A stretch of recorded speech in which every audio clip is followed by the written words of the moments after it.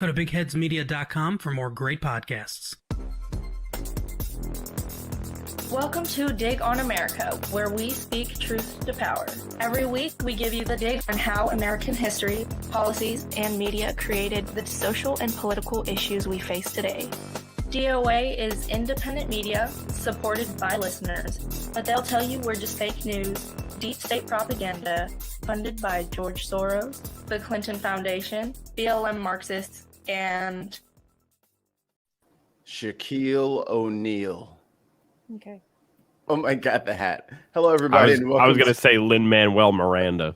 Yeah, all right. If you guys are unfamiliar, who else funds this deep state alternative fact making podcast? Rayvanna, what about who else? Fictional character.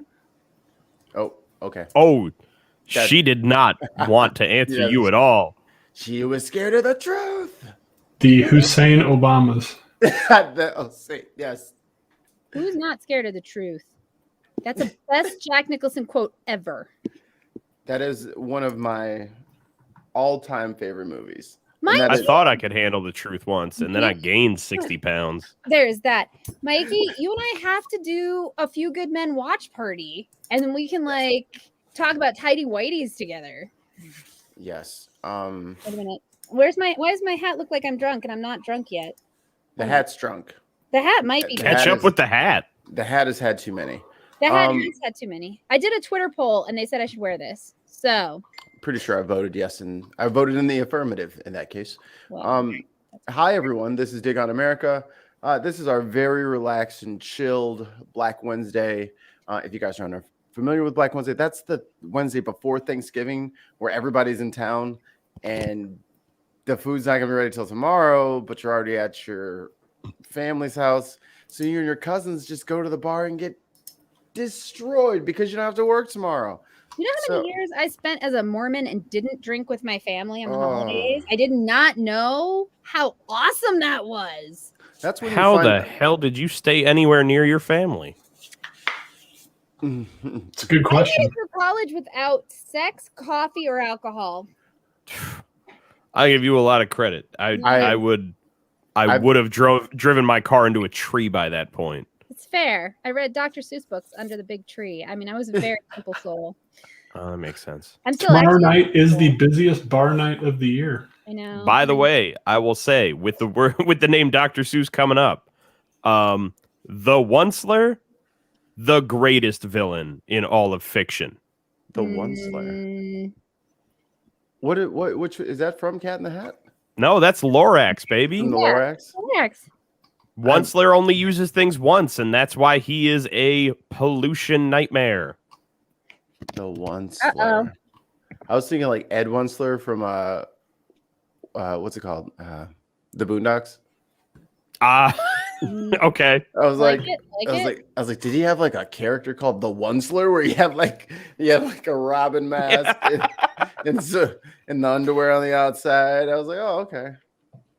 Oh no, the party is my daughter's 25th birthday. I have to tell you that. Well, happy birthday, little Aiclia out Oh there. my God! Look who it is. It's Matt Dellhauer. It is Imran, you son of a bitch. Hello. And then they lock arms in that impressive high five. That awesome predator moment. Yes. With Carl Withers and Arnie. I love you, everybody. Come on. Hi, Imran. Yay. A big hug. Get in there. Everyone. Yes. Get in there. Why did we lose the other person? Where did they go? I'm not sure. When she first came in, her camera was definitely messing up on her. I'm wondering if it's a connection problem. And Well, people are just piling in. It's Brent, 'cause we love you guys so Brent, much. how goes it? Welcome to the bar night. You're at the good part because Dutch isn't back yet. Oh, okay. Well, Yeah, where's Jason? Dutch was saying, join us. I'm like, well, where's the link? And That sounds about right. Now here I am, but He does that. He demands something be done that he hasn't asked for yet. Oh, I was all ready with a joke when I first joined in. demand I was you going to do say, what I look at this, me hanging out with all of my friends and Dutch, and then Dutch left. There's the bastard. Five dear friends and one treasured acquaintance. I certainly know Thanks, one of Seth. his names. I appreciate that you treasure me. What's up, everybody? Would everyone like to go around the horn and describe who they are, what they does? Actually, I'll just big you, and then you'll have to go. So I'll just do this. Yeah. Good idea. Oh my God! It's Okay. you. Hello. The 13th. I am Matt Dellhauer, known as the Dellhauer, or the Ginger Geek Matt Dellhauer. I am a voice actor, podcaster, or at least I was at one point. Frequent or not so frequent guest on both Dig on America, its former show. Oh my God, why do I forget the name of the show before this? Voice from the Underground. That was it. Or Jock and Nerd podcast. If you don't know me, I am very sorry. I understand. I don't make myself known very commonly. Now I'm gonna find you on Twitter. Boom! Now you're up. Oh yes, Twitter at MattyDVOTV. At one point, I streamed on Twitch, and now I don't because I give up on all things that require work. I believe That's it. a strong position. You're a ginger like me, which Typical socialist. but ginger Yes, have that's to work sweet, all the time. We don't have All a right, choice. Miss Aiclia, tell people Hi. who you is and where they can find you. Okay, I'm right here. No, at Bicurean, Bicurean.com, Bicurean.org. Natural One Heroes with the famous Mikey Famine. I play Hello. Ruin, his favorite fighter ever. Gets us in right? trouble. That's Right? infamous, not famous. Oh, and Dutch invited me on last year. This is the anniversary of my I don't know. Do you joy. know what today is? It's my anniversary of like you guys, but you changed your name, so I can't say whatever. it Careful was. though, because London Breed might rip her mask off and run up on stage if we start singing anniversary. Does Dutch invite you on the show the same way he does me, where it's like a you up text? You know what? I feel special the way Dutch invites me on. I'm not going to share that. Okay, That's okay. personal. That's fine. No, I want you to have that because it means that no one has to feel as used as I do. Okay, you know, sometimes feeling used is kind of special, but you know, I'm not the king. No king shaming here tonight. But yeah, so Bicurean, it's our podcast. We like to get under the rhetoric and actually talk about the issues. We think it's okay to have a strong opinion that's different from someone else's strong opinion and talk about it as if you're both human beings who deserve respect. And sometimes maybe your ideas aren't great, but you as a human are always going to be appreciated and validated by me, even my squid hat. So that's what we're here for. You can see behind me my wall of comics. You're welcome to ask. Yes, see, I told you. I said I would do it, Jonathan. Hi, Jonathan. Jonathan's the best. Is that my Jonathan? It is. It's your Jonathan. Let me think. Anything else? We have a show coming up next week. We're gonna have student Dr. Ben on. We're talking about health and fallacies because with Dr. Ben Carson. No, student You're doctor. talking about penises? You need to specify which Dr. Ben. Then. Oh, fallacies. Well, I mean that's helpful if I do that, but student Dr. Ben, the Docklings, he does the Medical Myths podcast. He's the coolest. He's gonna come on and help us correct some medical myths that somebody put on our show because they maybe were a little not accurate. It was sad. And now the fickle finger of fate The fickle lands finger. on you. Swede. Is he? Swede who doesn't have his headphones on. He doesn't know what's happening here. We see you. Swede, Is this can a you hear robot? us? It's because I He's never use my He's already headphones. hammered. Oh, good. All right. I was afraid he took his cans off and just couldn't hear anybody. Yeah, it would be a little We'd scary. just be but yelling at him. Oh, boisterous as usual, the Irish Swede. Hello, Yep. Irish Swede. Tell Well, us that's all because about- everybody else won't shut up. We now introduce you to the jovial one. Hi, I smoke meat. No, Clip that. anyway, I root for my Creighton Blue Jays. I sometimes invade other people's podcasts to talk about the topic of that everyone loves to discuss just over and over and over. Religion. Political economics, macro, micro, the whole shebang, as they say.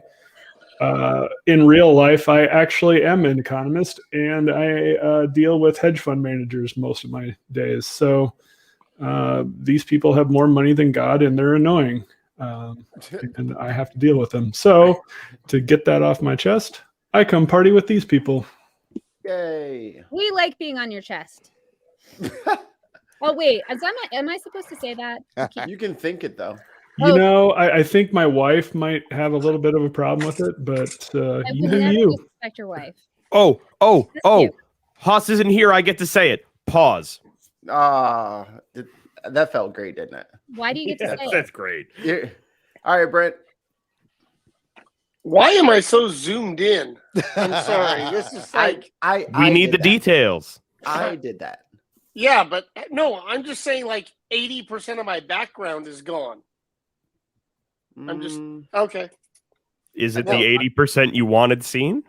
No, I'm just saying that like normally there's a film reel over there you can see, and Try pushing More- the computer out like away or the desk. Does it move? Push it. No, I think it might be. I think it might be StreamYard. yeah. If you go to your, if you You go can to, go into your mic, your cam settings and Yeah. change it. yeah, go No, to go to settings. no, I go to camera, cam then and it show- just says FaceTime. Yeah, it just tells you to HD camera. choose a camera. Well, you go to advanced and then go to camera resolution. Yeah, turn the resolution And up. then Maybe take that's it what down. happened. There you go. There we go.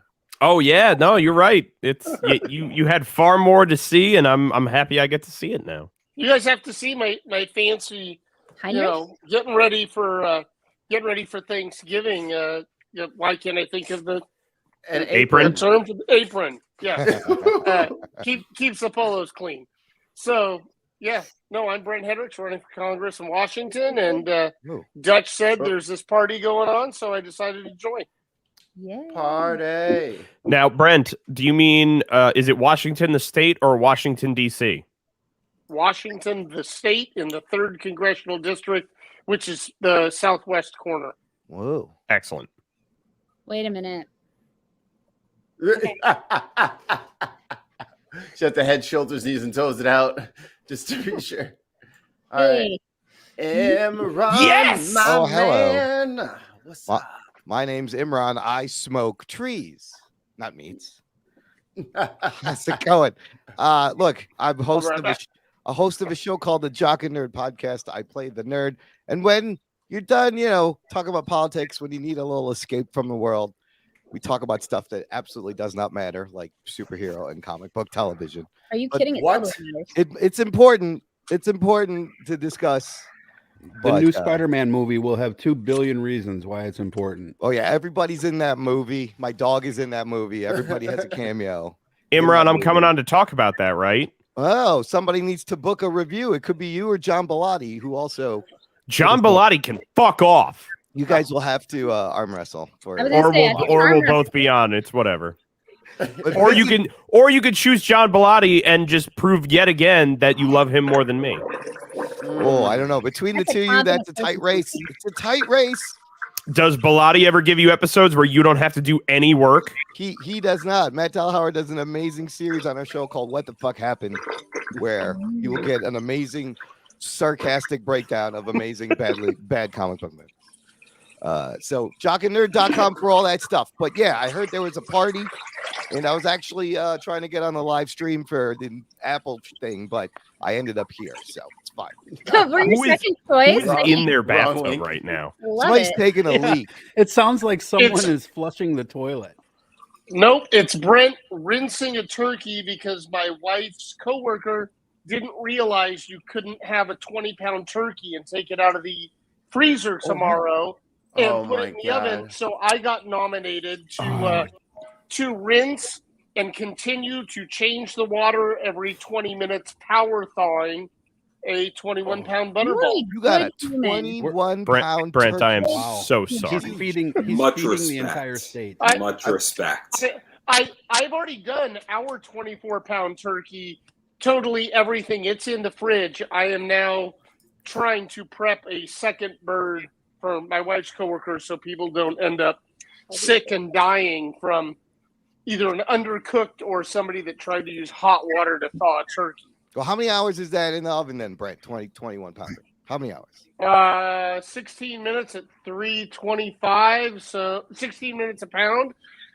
So I always just do the calculator. It'll come out of the fridge at 4 hours. 6 a.m. and sit on the counter until probably 8:30, and then ready to rock and roll and do the last hour at 400. So my turkey has 2 3/4 pounds of butter in it, 3 heads of garlic, 2 whole onions, 2 oranges, 3 apples, half a rosemary plant, half a thyme plant, all jammed in there, and 2 QAnon and 2 QAnon and a partridge in a pear tree. Now, I'm not Can I allowed just come to your house for Thanksgiving, please? Like, that sounds so good. Yeah, Brent's Dutch, not you did messing around, people. You didn't warn us fat kids that we were going to be getting talked dirty to the entire time we were on here. Yeah, you know what? I got a half chub after that. I don't know. I get that large of a turkey because I only eat the skin off of the turkey, maybe a chunk of the leg meat, and otherwise it's mashed potatoes and gravy and turkey skin, and that is Thanksgiving to me. That's the best. Mm-hmm. All you got to do is you break the wishbone, you eat all the skin off that turkey. That's all you need, man. That works. So sorry, I should have muted before I went in No, there. I think we should have a cooking show. This would be very helpful and informative for people. Honestly, Brent, like my 2 lighting years isn't ago, great, one of my roommates decided he was going to make a turkey that we had for like a secondary Thanksgiving. He could have absolutely used any tip you could have given him because that thing basically had to be thrown out. No, it turns out cooking is a skill. Not everybody knows how to do it. It is rough. Look at how lovely Brent's Oh my kitchen God. is all holiday with the lights up there. Like, I want to go there. This looks like a Hallmark show. What is going on over there? Look at that elite over there. Yeah, I think he's Whoa, just, what's going down already? Is that some MSNBC I see there, Brent? That is 12 feet of amazing Brian Williams right there. Can we all just go to Brent's house? Can we just? This is. Do you guys want to carpool? How do you want to do this, Yeah, like, I logistically? We should just charter a jet, Why right? aren't we going there? Show's over. We're out of here. All right, I'll leave now. I'll pick Brent. Mikey up on the way. We'll head over to Imran's. Yeah, Brent get I got 3 money more for gas. turkeys. You're gonna need 3 more Brent, turkeys. where are you? Where are you? I'm in Vancouver, Brent's up in Washington. Washington. That's But right. I'm- Okay. Oh, I I'm can get there pretty easy. Yeah, I'm only 8 or 10 minutes just north of the airport, just outside of Portland, Oregon. So, Okay. just easy to. I used to live in Tacoma, so I totally know where you are. The lower left. I'm gonna right? Google Maps this and see how long before I get to your left place. corner. I'm 23 hours away. I've driven that drive. Oh no, that means that we're at least 40 hours away. Yeah. It's time for a I little actually cannonball did it, run like, in action. one shot one time. It was insane. Where did Jason go? He But disappeared. I felt proud. He's gonna be. Doing that a He's lot. got people over. It's fine. All right. I've done I've done Southern California. I've done LA to my house in 13 and a half hours one time. But that's the best I've ever done. Straight shot takes me through Chicago so I can pick up Imran. We'll be there in 43 hours. Right out, I'll roll a It's joint. not in Colorado, which is where I am. It's great. Day 2 leftovers, man. That's Look at that. Big That's bird There you go. and a Mikey's hot got us turkey covered, man. sandwiches. Pre-rolls. Nice. There you go. Pre-rolls are sweet. Pre-roll All right. packs. Nice. One person did not introduce himself. Andrew. Get him while he's taking a drink. That was amazing. Yeah, totally. Right on the spot. Did you Taking look a at a drink. restaurant? Something, obviously I'm a Teen Titans fan, new Teen Titans, old school. So my name's Andrew, and I run the podcast Conversations in Pop Culture, where I interview people in professional wrestling, indie comics, mainstream comics, cosplayers, and voice actors. And I like pop culture, and I might disagree with a bunch of you politically, but I'm here, and I'll be civil tonight, I promise. So you like to be wrong, but you're okay with it. Got it. I'll I'll tell take you the right L. now, I will I'll take the fight L. about anything. I don't even care what it is. Wait. love Andrew you. may be my new best friend. Seriously. All right. Let's fight do you about know whether or somebody not named Ahmaud Chris Arbery's Jenkins? trial went the way it should have. Hold on, Sweet. You Hold take on. the negative. Sweet. Wow, there's so Hold on. many people speaking. I can't answer Yeah, every hold on, question all at once. Sweet, you might need to wear your cans because you might talk over people. Brent and then Sweet. Andrew, do you know a guy named Chris Jenkins? I don't. Amateur wrestling out of Seattle. Yeah, no, I don't. Oh my God, I know that name. Well, we don't know who he is, but he registered with the FEC to run against me and got all of his paperwork wrong and got a slap letter from them in May, never responded to it, but news articles keep saying, and Chris Jenkins. And I'm like, he didn't even file correctly. Who is this person? But he's part of Berserk Wrestling. He said Berserk Wrestling in Seattle was his authorized campaign. And now we've got a amateur wrestling person that I'm like, maybe you know. So for me, what I deal with in wrestling is I deal with companies like Beyond Wrestling up in Massachusetts, because I'm East Coast. And so I deal with a lot of people in Beyond. I deal with people sort of, in, I guess, the East, and then anybody who's prominent sort of wrestling anywhere in the main indies, I guess, if that makes any sense. I don't know how to explain that any other way. And amateur wrestling doesn't make sense to me. I just heard amateur wrestling and was like, wait, maybe this guy has the link. So, Brent, is this dude still legitimately running against you still? No, he's never. Yeah, he can't. You'd have to define running. He has filed paperwork to say he's a candidate, but he's never told anyone anything. He shows up in a search on Ballotpedia, but he's never raised any money, never told the FEC. But it was one of those things like the FEC sent him a letter and said, by the way, your company Berserk Wrestling can't be your legal campaign. I wish I could be more helpful in this circumstance. I really do.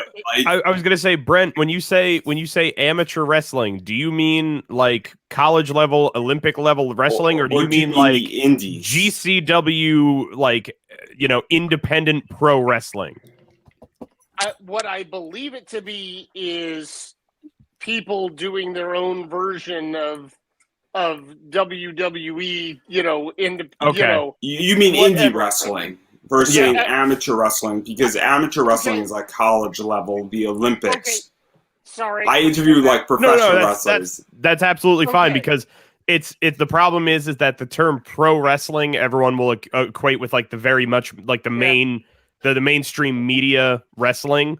Yeah. I for a while I called it indie or that might have been my fault. So I'm sorry for confusing that's everybody. an issue that then runs into that where it's like they prefer the term indie, but it's fine. It doesn't really matter.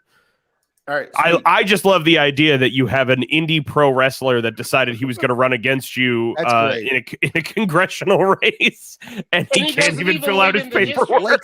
Yeah. And he doesn't even live in the district. That's the other part. He doesn't even live in the area, man. But you legally can. So it just. So, all right, before the end of the night, Brent, I need you to cut a promo on this wrestler. Has anybody else seen Leroy Jenkins now, or am I the only one? I just feel like Leroy Jenkins. I don't think that's the same person in this circumstance. No, it's him. I like the idea that Leroy Jenkins is now a pro wrestler. I just saying, like, this is a moment, right? Listen here, brother. I'm just saying, in there with my 33.33 repeating chance, and I'm gonna take this dungeon, brother. Exactly. Hey, I'm just saying, if Bad Bunny did what he did at WrestleMania, anybody can be a wrestler. If Bad Bunny can pull off a Canadian Destroyer, absolutely anybody can get trained. It was amazing. Oh my God! I'm devastated about John Morrison being cut from WWE. So I am devastated and heartbroken. The thing that baffled me was that was initially supposed to be The Miz, and he refused to do it because he thought he'd get hurt because Bad Bunny doesn't know what he's doing. John Morrison then said, "Yeah, I'll do it," because he realized it's not about whether or not Bad Bunny is good. It's about whether or not the guy getting hit with the move can do it properly. So good. All right. What Dutch Dutch, if you're gonna be in and out, hands off the buttons. Okay, shoot. Hey, what Put us happened back to how we were? what happened now to you're what happened to- no. This is ridiculous because you're a tiny little square up there asking me a full size square question. What's up, Dutch? What did we do, Andrew yet? Yeah. Yeah, Okay. we did, Andrew. What? I appreciate it. I like to Go watch the show. You go watch the show. I like to mess with Andrew when he's on show. What happened to Rayvanna? We lost her. Her camera was not working. She muted her audio and then she just took off. Well, I have the rest of the Yeah, answer, maybe Mr. Dellhauer, if you will allow me. Jeepus. Creepus. She's at her parents' house and their internet sucks. So you probably won't be rejoining. Boo. Okay. Did you win that hat in the Squid Game, Scylla? Is that what No. Oh, wow. Totally accidental pop culture reference. Thank you for the wasn't assist there. wasn't accidental. It actually was. I live in my own planet, it turns out. No, I bought this hat for my partner when we went to Burning Man, and then I stole it for the show. It's a great hat, by the way. Right? It lights Yeah. up. I had the lights going, but then they Oh, stopped. it lights up even better. Yeah, it goes like, That's yeah. cool.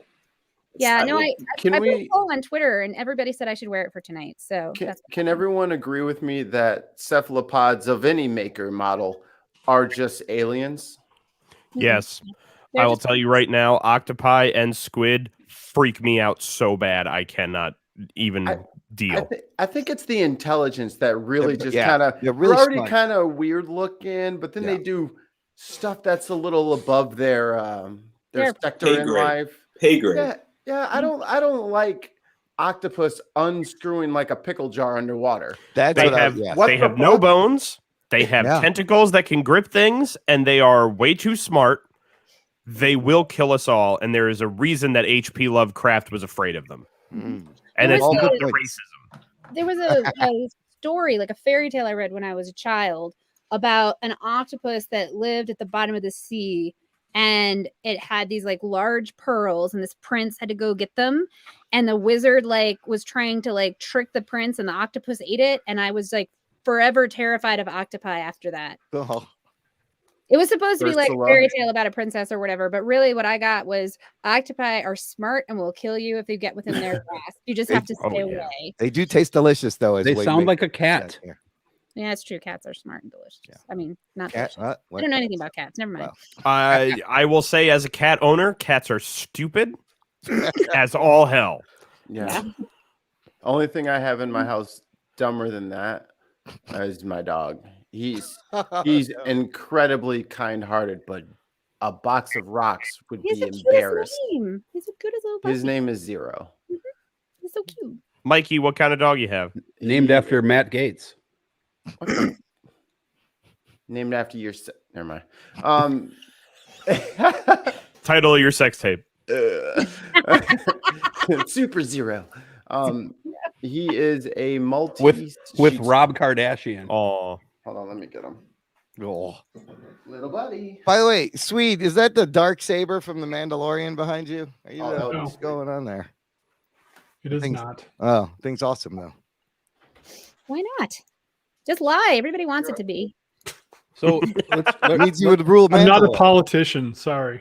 we're gonna those of you who watch this show a lot will know that we typically start out the show. shut up, With a Dutch. little There's a game. dog. Oh, puppy! Oh, All there he right, is. buddy. Oh, what a cutie! What kind of dog? What kind of dog is that? Shih Tzu Maltese. Oh, shit. Oh, Aww. We just Oh, got so a sweetie. we just got a More new down puppy territory? yesterday, and the thing has already pooped in the house. Like You 9 got a times. puppy? You said? Yeah, I'll bring it on in a minute. Dutch, Um, stop blaming the dog for what you do. I won't. Wait, I'll wait. never stop blaming the dog for that.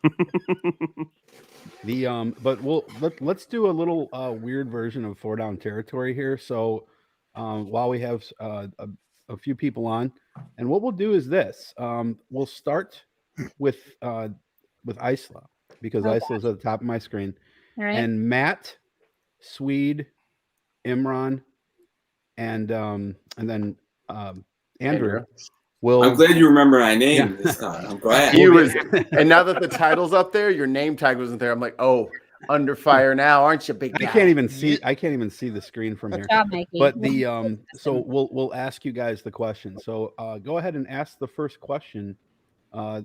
Dellhauer, to our friend Aiclia. All right, Dutch, you have to remind me what the hell this is. Yeah, how's this work? This was a bad Squid Game. I will start with the first. So I'll do the first question for Aiclia, and you'll get the general idea. Those who don't remember the game. Aiclia, yes, your favorite flavor of ice cream? Never mind. Mint chocolate chip. I can ask any stupid question. Mint chocolate chip. Well played. So then, Aiclia, you're gonna ask Matt. And I can ask anything? Yes. Yes. A getting to know you softball question. Yes. Oh, okay.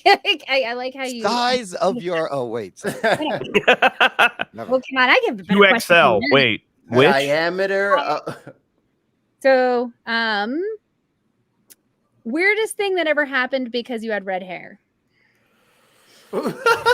Oh my god.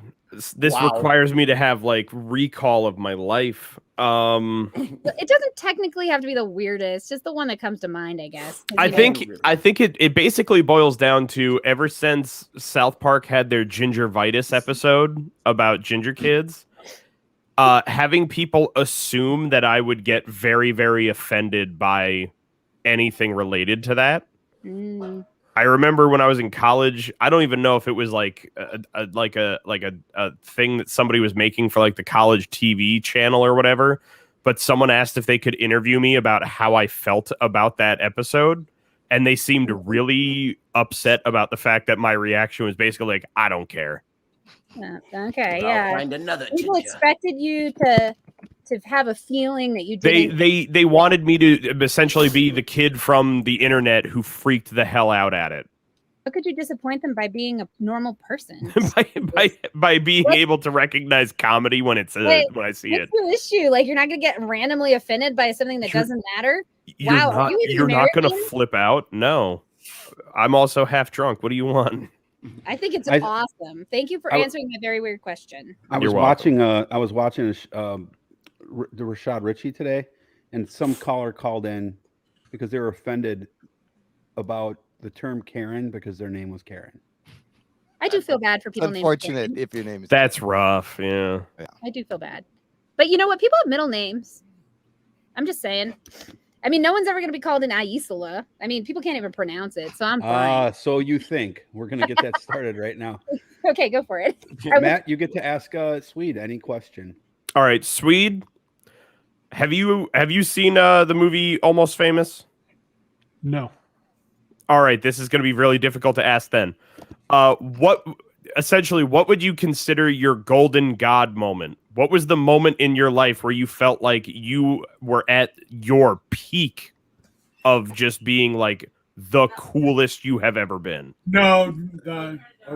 Hold on. Sorry. These are some actually very in-depth questions.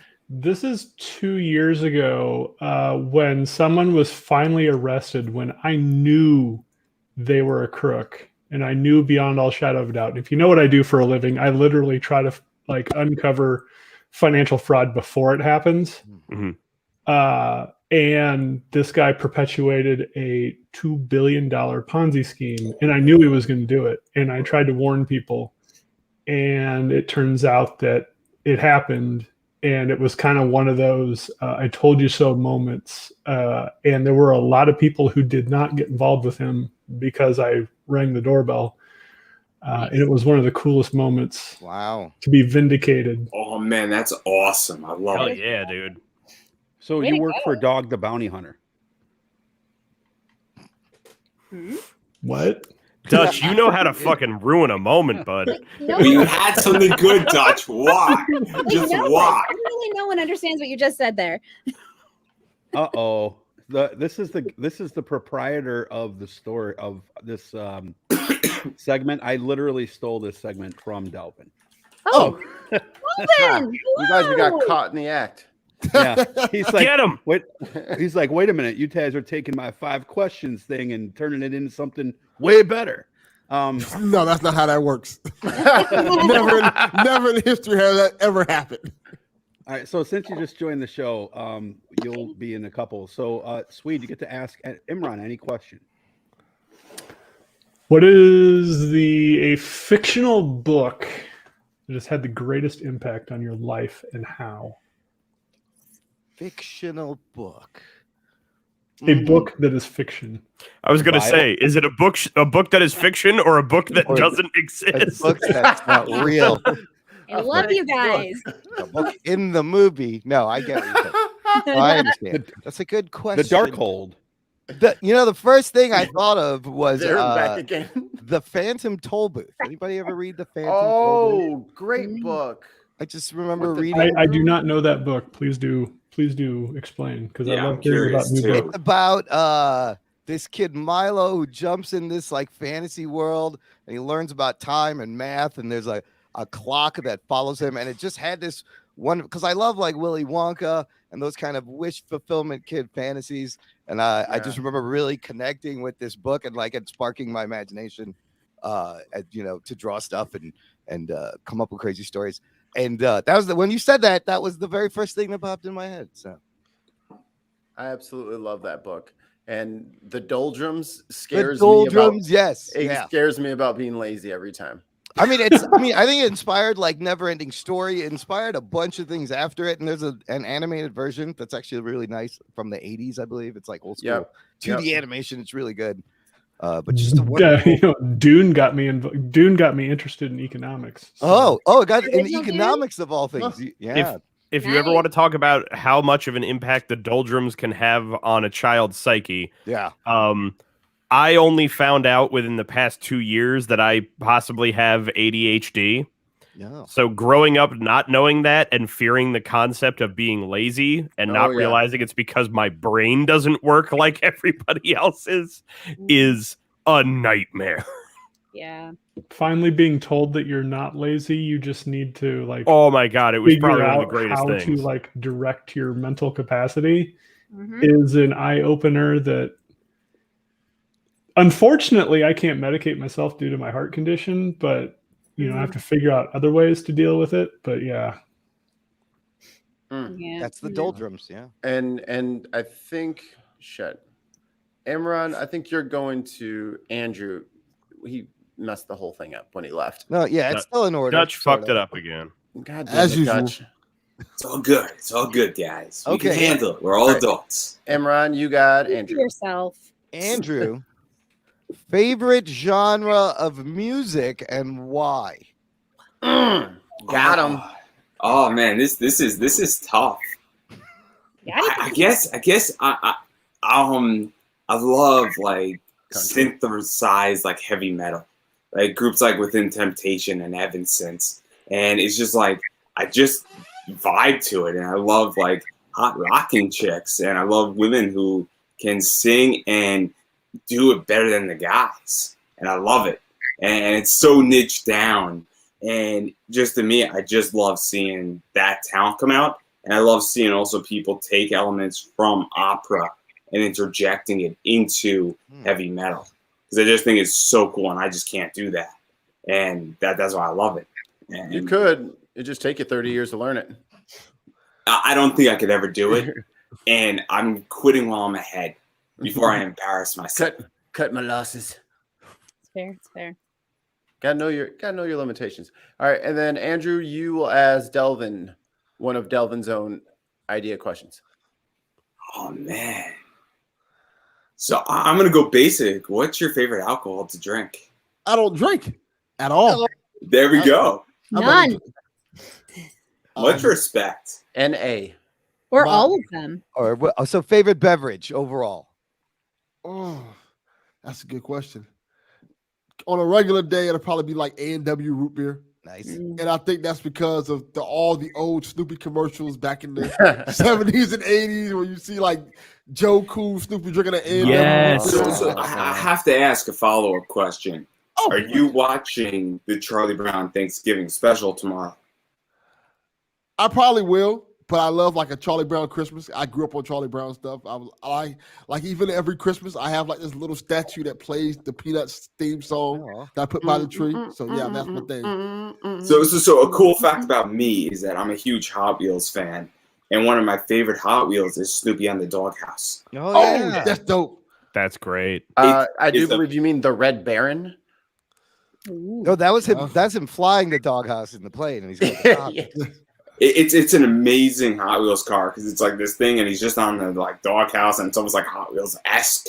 And then you actually see Snoopy just lying on top of the doghouse, and it's awesome. That's cool. Yeah, I remember that. Fun fact: first necktie I ever owned was a navy blue tie that had numerous pictures of Snoopy as Joe Cool all over it. That's awesome. I like it.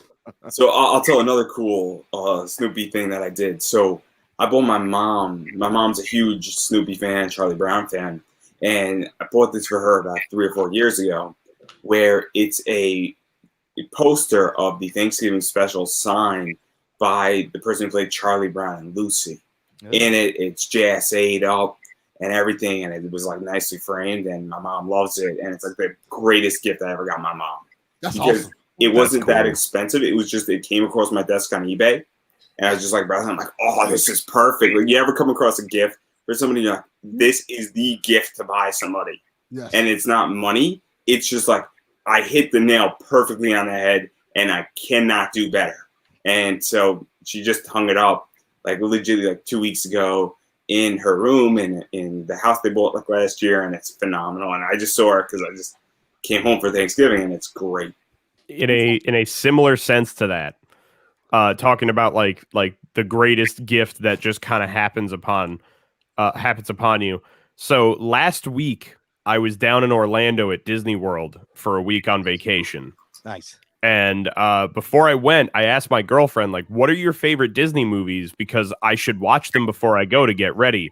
Hint, hint. I was actually trying to find out what I should buy her as like souvenirs. Got her. The problem is I love her to death. She is such a hipster when it comes to Disney because she goes, oh, my two favorite movies are The Emperor's New Groove and The Great Mouse Detective. Oh, obscure hits. Those are very good ones. No, they are great movies. They have no stuff to buy for. No merchandise. It's very easy to find merchandise. No merch they are nowhere. Oh, Ratagan. Oh, Ratagan. And I just happened to luck out because I went into a like the Christmas shop they had in Magic Kingdom because I was going to wind up getting a Christmas tree ornament for my parents while I was down there. And one of my friends comes over and goes, you have to see this, and brought me over. And there was a Christmas tree ornament of The Great Mouse Detective. No. Because it is the 35th anniversary of that movie this year. Wow. And I was like, holy shit. This is the only thing they have of this movie, and I bought it immediately. That's cool. That's awesome. So did we ruin that gift is the question. She doesn't know that I'm on this show, so no. No. What's her? I had to ask. real I'm quick? sorry. Fair. Good question. Good question. All right, so I think we've come full circle. Nobody's asked you anything, Mikey. Who's asked You your guys- question? Delvin should ask Mikey something. Yeah, Delvin, hit me.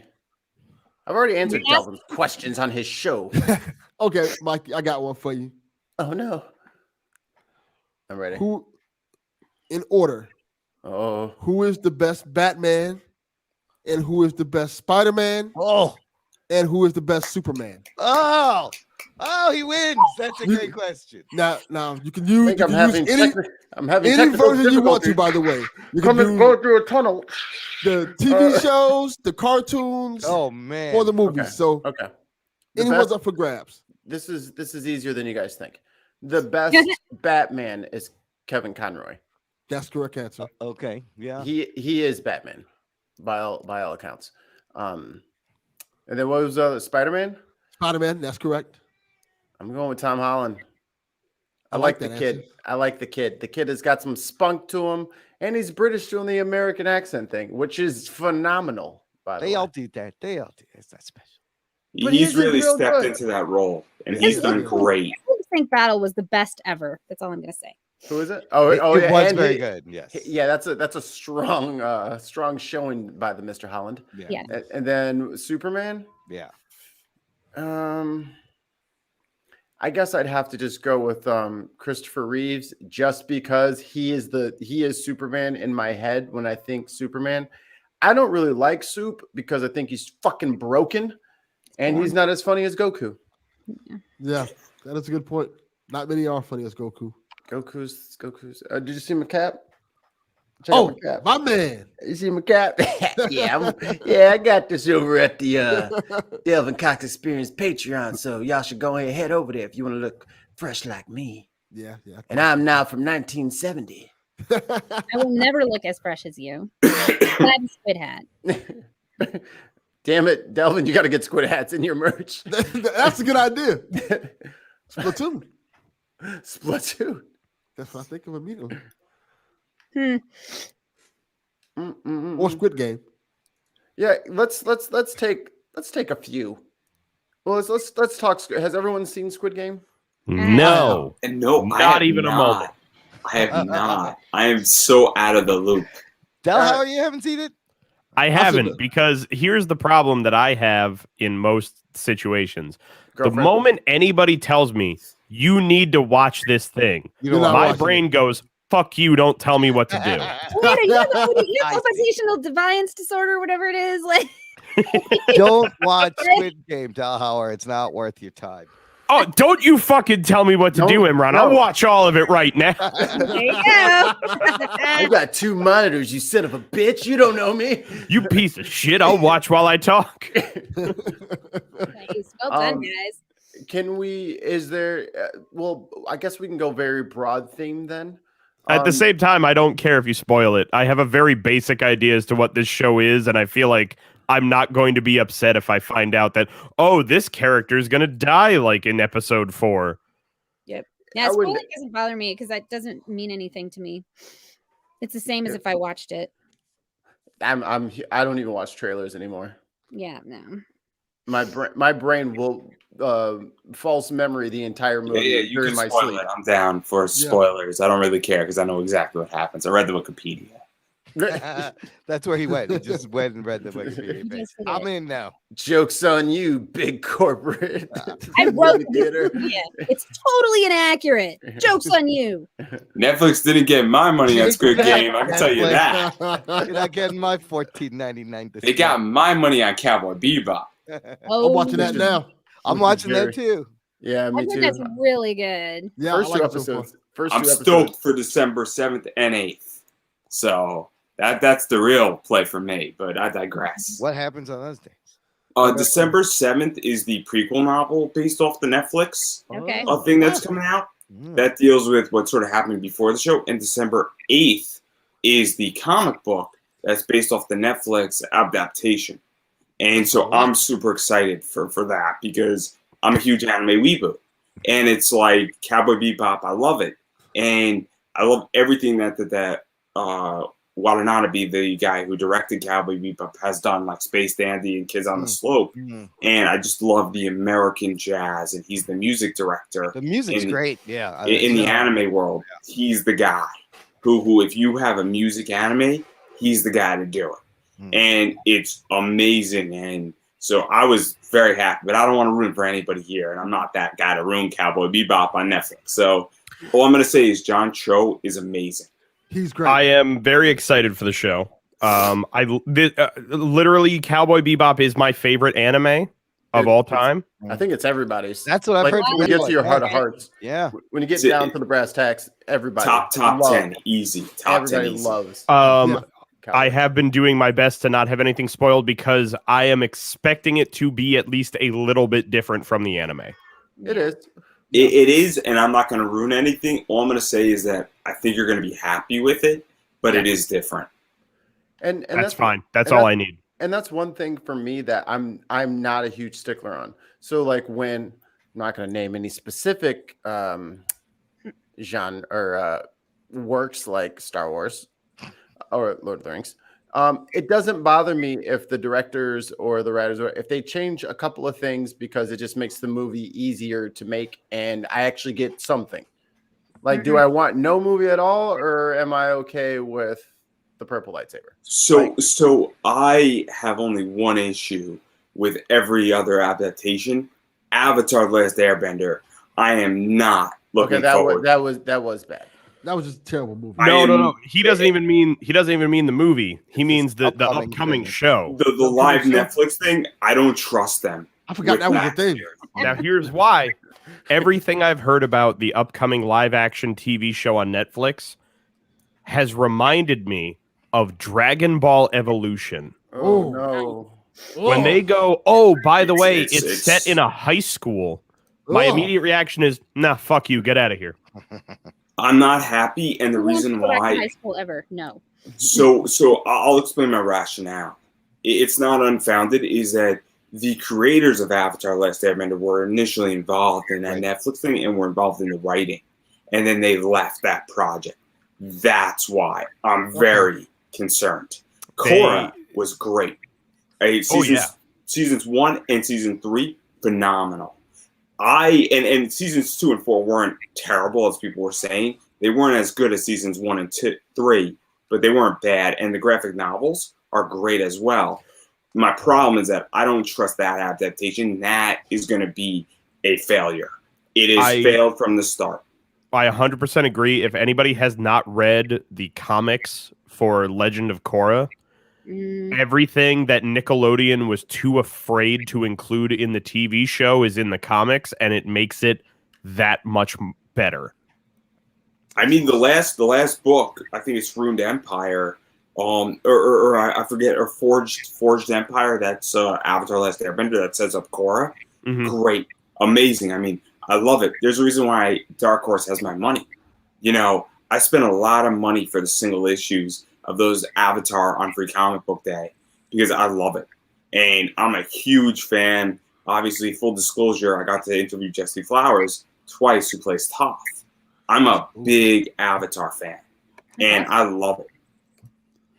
It is my favorite series of all time. Sorry for distracting Squid Game completely. No, it was a great deviation in my opinion. Just a little circle back here. Squids can lay 2,000 to 3,000 eggs. Wow. They will take over the world. Yeah, so can I. What do I care? There's no eggs in my house right now. Like, seriously. In your brain. Well, at least we don't have a red notice stealing Cleopatra's egg. Well, I'm sorry. Do you mean stealing Vincent Kennedy McMahon's egg? That was so stupid. Hey! Don't be speaking about Austin Theory. I have a theory about him. But I have to be very careful about spoilers because I have a condition called aphantasia where you can't remember, you don't make images in your mind. So if I hear about something or read it, it's the same as if I see it. And I have at times like read a synopsis of a show, but not seen it. And I knew that. And then it'd be like, oh, blah, blah, blah, blah, blah. And then the person would be like, how did you know all that? And I'm like, oh, shoot, I think I read about it. So I just can't like... I'm sorry that I just ruined Monday Night Raw for you. I apologize. My favorite, and also what I think is both a blessing and a curse that I have when it comes to having ADHD.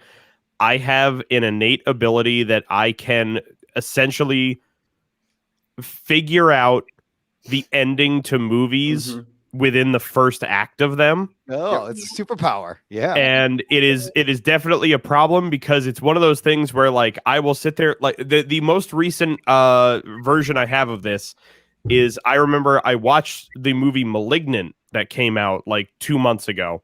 The James Wan movie. And there was a point about I'm going to say 20 to 30 minutes in where something happened that gives away a concept about this killer's physicality, I will say, is the best way to put it. And in seeing this scene of the movie, immediately I made like 6 different connections to things that had been at least vaguely hinted at throughout the movie and knew what the twist at the end of the movie was. And so when I was watching it with my girlfriend and a few of my housemates, when it got to the point where they reveal what the twist was, every single one of them was like, oh my God, I can't believe that's what this movie is. And my response was like, I knew that an hour ago. I don't know how any of you were surprised, and it makes me feel like an asshole. You're like the Flash, Dellhauer. You're thinking in super speed. I've also noticed in a similar fashion. Like you called it. That's Flash. In a similar fashion, I have to offer up to everybody else. If you are at a T intersection while driving your car, and you need to make a left turn, how do you go? You look left, you look right, you look left, and then you go, correct? Mm-hmm. Sure. The way that I do that is I look left, right, left, and then I look straight forward in the T intersection as I'm turning. To get peripheral because I literally will notice movement in my peripheral vision more than I will looking dead on in either direction. And So that's how I know fascinating. not to move. That is so interesting. Yeah. I drive a BMW. I just go. All right, first off, Mikey, fuck you. Fuck you. I was gonna say that. And I have yet to meet a person who drives a BMW. I love you, Mikey, but I've yet to meet a person who drives a BMW that's not a shitbag. No, but they have great lumbar support. All I'm saying, right? Shitbag withstanding. Yeah, they actually have like lumbar support. There was I think it's a Mini Cooper. So technically it's a BMW, but it's a Mini. Oh man, there's like a sort of, I suspect a drug lord from like, I don't know what he was doing, but he drove a BMW like i8, and he was living in my building when I used to live in DC, and I was like, oh snap, it's like $120,000 electric car. I'm like, okay, I don't want anything to do with you. Because you should not be living where I'm living, driving that car. You should be like in some mansion somewhere. And I was like, okay. But his car was nice. His car was nice. And he was like friendly to me. I'm like, hey, what's up? Yeah, how are you? I'm like, dude, that's an awesome car. It's the nicest BMW I've ever seen. You want to know how I earned the money for this car? I did not want to know that. I was perfectly fine. And he puts his arm around your neck and he leans in. He says, I sell organs on the black market. I did not want to have to testify in a court case. How's your You can earn one pancreas from me looking? too. When I was working in New York City doing like residential carpentry, there was a guy who lived on the street to one of the jobs I was working on who owned like this very, very nice BMW. And I found out within like the 6 months that I was working in this place that he was an NYPD cop who worked in downtown New York. And the first thing I thought was, how does he afford that BMW on an NYPD? I'm not supposed to know the answer to this question. Hush money, baby. You're supposed to make friends with this person. You assess the situation wrong. I'm sorry, young man. I'm sorry, young man. That sounded like you had a question. Is that what you had? Oh no! Actually, what I wanted to know was, what's your favorite kind of ice cream? And then and then you're gonna ask the guy in line in front of you. Oh God! Somebody call the police! Oh, don't call the police! Just slap the phone out of their hand. Stop it! You're trying to get us killed. How do I get a job in the NYPD police? That's the right question. That is the right question. How do more importantly, how do you get that job? That's the job you want. So I will confess this to you guys.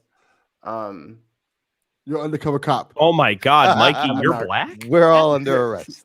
So I like to watch a lot of like people freaking out in public videos. It's just hilarious to me. And sadist. It was so funny because this Karen didn't want to wear a mask, and then the cops got called because she refused to leave. And they brother came and grabbed her and says, nope, come on, we're going outside now. Nope, ma'am, come on. You are doing this, and I have a right to breathe O2, not CO2. I'm like, oh my God, this lady's fucking insufferable. And then so eventually another officer comes and they just grab her by both wrists and come on. She's probably about 50. And they put her hands on the car and she wouldn't want to do that. So then they fucking handcuff her. And I'm just like, back the blue. So my favorite thing to watch is r/Reddit revenge. And I love those videos. Whoa. It's just like the audio. I love Revenge or Instant Karma is one of the greatest subreddits. So I don't even like Instant Karma. I like the planning and the methodicalness of it. I love how people say, I'm planning 6 months in advance to get back at these son of a bitches who are racist, or these people who cost me $5 at my job. Like, I love those people. I know people who have done that, and it's just insane. I love it. I respect those people. They've gone to so much lengths, and I love it. I respect them indefinitely. It's amazing. Plan. Like, I have a hard time when we're watching like a movie and the bad guy has a good plan, because I'm like, he's gonna kill all the children, but God, I really want his plan to succeed. He put so much work into it. It was well thought out. This is why movies like funny enough, weirdly enough, both have Clive Owen as the character that is like the methodical planner. Mm-hmm. Inside Man from Spike Lee. Okay. And oh God, what's the other one? I like we're doing this, and Duchess Kid is ultra cute right now. Oh yeah, no, he's being adorable. Oh God, what is it? Something Citizen, where he's like committing murders from inside prison. Hold on. Law-abiding citizen. Law-abiding citizen. That was it. Jamie Foxx, and it's oh wow, I can't think of the other guy's name. He was in Machine Gun Preacher, and he's great. Gerard Butler, right? Well, yeah, it was Gerard Butler in both those movies. Specifically for Inside Man, the fact that like has everybody seen this movie? No. Yeah, I know the exact movie you're talking about. Oh, okay. I will say this. I'm not going to spoil it. I feel like you need to see the movie because the reveal of the third act of this movie is amazing. But there is a whole aspect on how in Inside Man, the way that Gerard Butler's crew pulls off a bank heist is one of the most genius things I have ever seen in a film. It is brilliant. It is so good. It is to a point where they are meant to be the villains of the movie throughout, because it is basically just a police procedural. But the moment you see how they pull off getting the money in their bank heist, you instantly think, if you are this smart, you deserve that fucking money. That movie makes you want to root for the bad guys. It makes you want. Isn't that horrible? You're sitting there going, I want to see this plan work, but this is awful. And to that note, let's who's the villain that you kind of like? For me, instantly, it's Killmonger. Like it was about 75% of the movie. I was like, Killmonger's not wrong. Yeah, he's not wrong. I'm sorry. You want me to cheer for the naive rich kid? Right? Like, no, fuck you, man. Like he has a point. Granted, he wants to kill some people. Oh my God, it's a puppy. Oh, there's the puppy. Oh my goodness. Had to. Here's the puppy. What kind of puppy? It's a half. Yeah, of course, it's half poodle, half Chihuahua. The other dog is half Labrador, half poodle, and that one's outside because he's too fucking loud. It's called a choodle. A choodle. And literally just peed in the house like 15 seconds ago. That's when I went to go pick her up. Hey, the dog gets some respect here. You had it for like a day and a half. We literally got it Monday. You got a dog on Monday, and on Wednesday and Thursday, you're going to have a shit ton of your family just show up and freak it out. No. So what happened was, my son asked if he can go play at the neighbor's house. So we let him go play over at the neighbor's house, and the neighbor's like, the puppy. We're gonna come walk him back over there. So they walk him back over to the house, my son, like right around the time we were getting started podcasting. And then they came over with their two kids, and they were just I thought they were gonna come and leave. And they were gonna be here for like 10 minutes. They decided, no, we want to see the puppy. So then the other dog's pissed because he's not getting the attention. So he's barking. And it's like, I was not on the stream for a minute. It was fucking shenanigans in here. Like, it was bananas. And like, people are screaming. And like, this is why I don't podcast from my fucking house in Bakersfield, because you can't. My son, who was sitting on my lap, is autistic. He doesn't give a flying fuck about Dig on America. He's which Right on, which little brother. is in common with most people, I think. Yeah. But And yet, I want him on this show more. Yeah. Dutch, I'm here for you. Okay, that's the only reason why I'm here. I cleared my entire schedule just to be here for you. But this little puppy here, her name, we're pretty sure it's a girl. It's hard to tell when they're a few days old.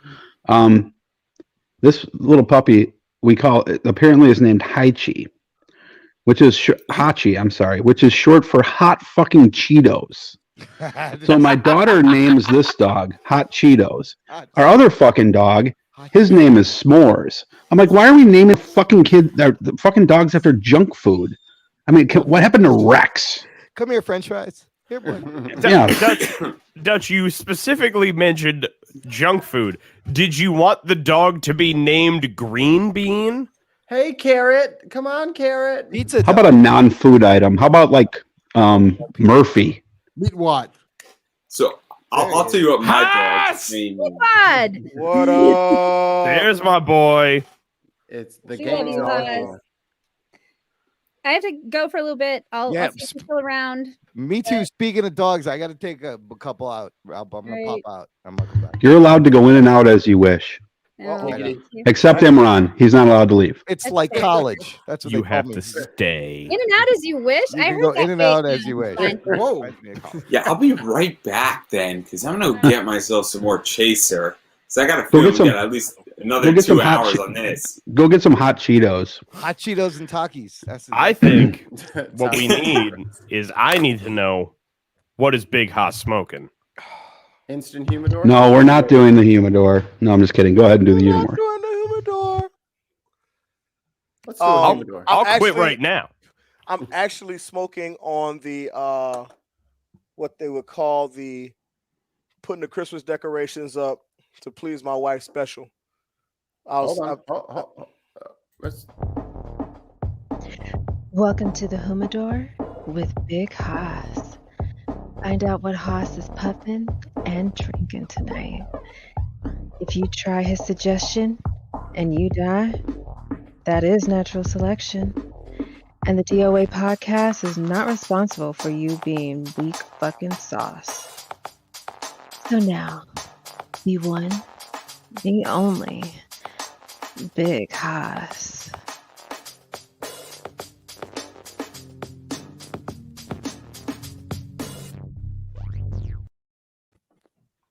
Yes.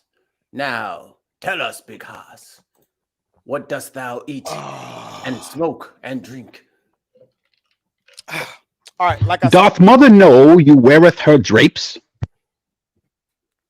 Your mic Don't know is what that hot as shit, Dutch. Your gain is crazy right now.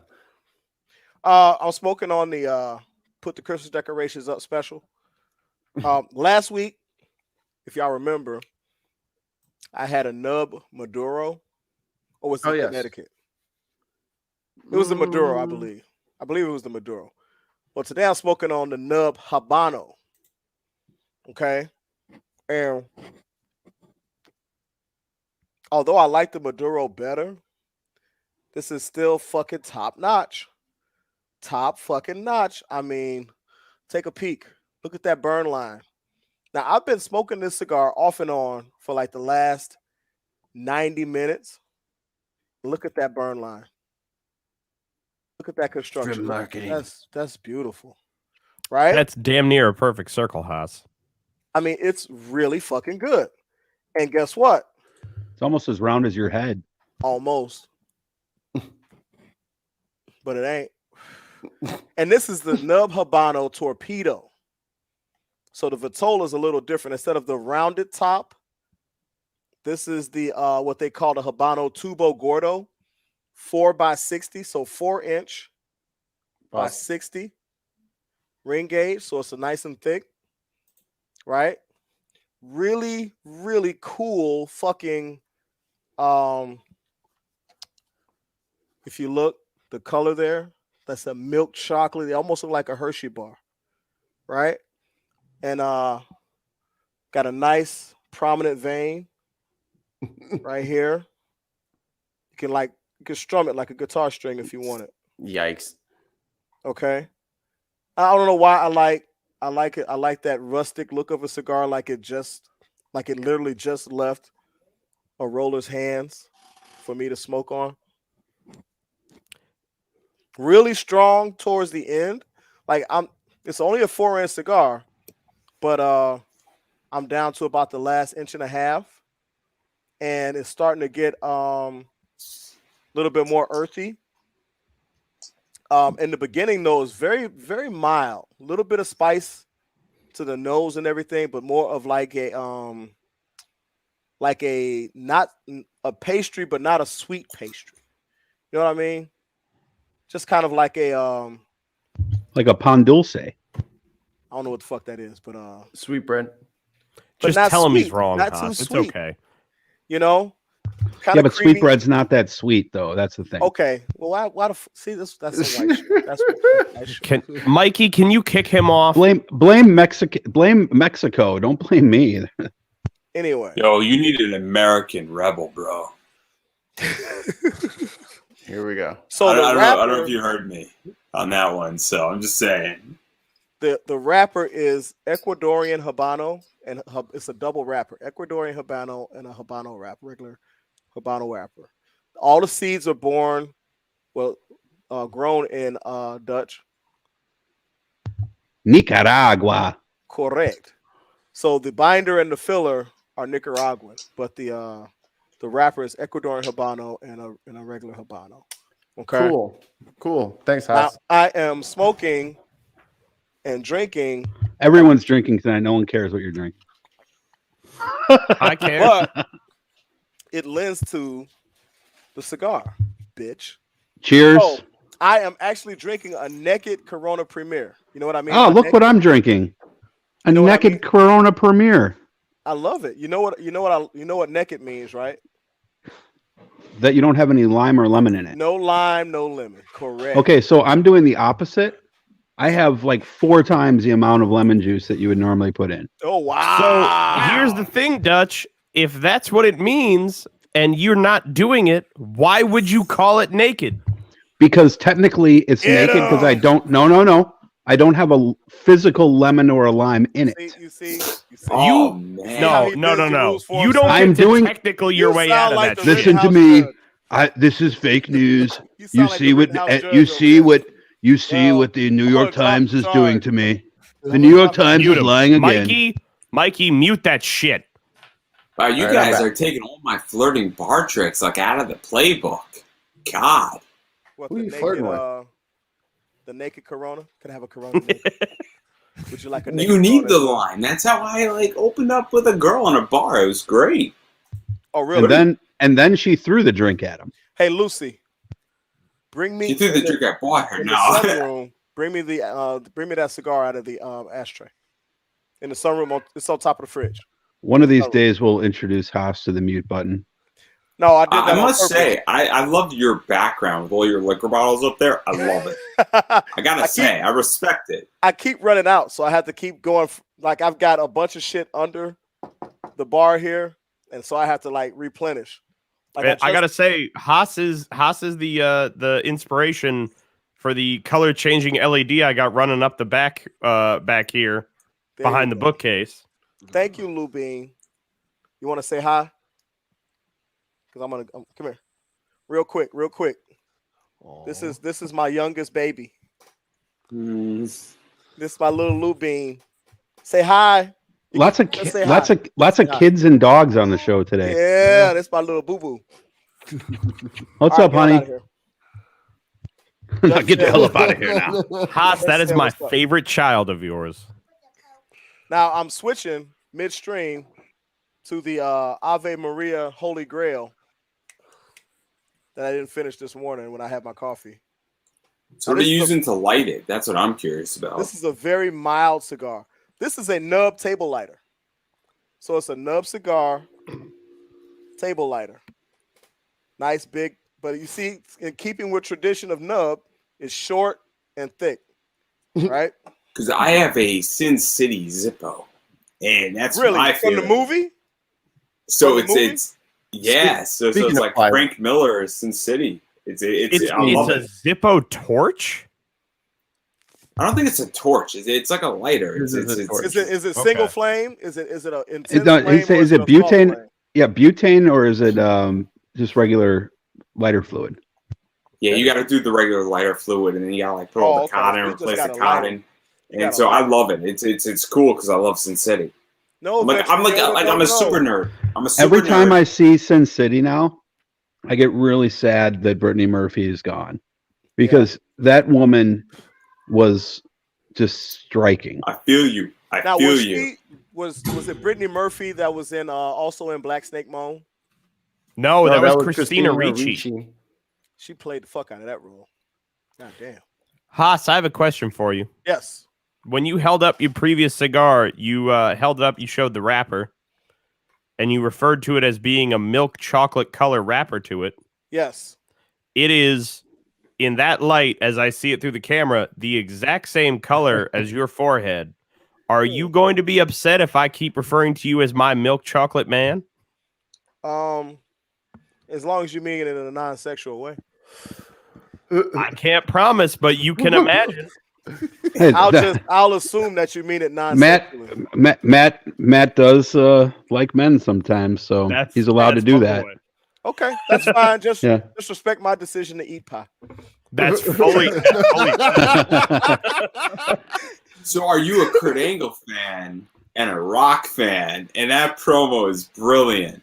I love Kurt Angle and The Rock. I haven't seen First off, though. yes. And second off, yes. Kurt Angle. Speaking of Kurt Angle, and this has nothing to do with Kurt Angle, but is it just me? Why did you bring him up? Well, no, because it reminded me. No, it reminded me I of want something. an answer. It reminded me of John Cena. Okay, like it doesn't matter. Kurt Angle and John Cena, you put them next to each other. Some people think that they're each other. No way. Stop. Yeah, but No way. you guys are the worst. But the question I have is the question I have is anyone else like me? Where like I now love John Cena as an actor, where I used to think he was just fucking annoying. I always loved John Cena. He's getting better. He's gotten way better. Just like The Rock has gotten way better. Yeah. He was fantastic in Suicide Squad. Oh, unbelievable! He was. I'm so excited to see what he does with the Peacemaker show. Oh well. Who just dropped out? Somebody drop out? Swede. I wanted to do my Heartbreak Ridge. Sweet. I am my favorite, devastated. that's one of my favorite that parts him and of the Nikki.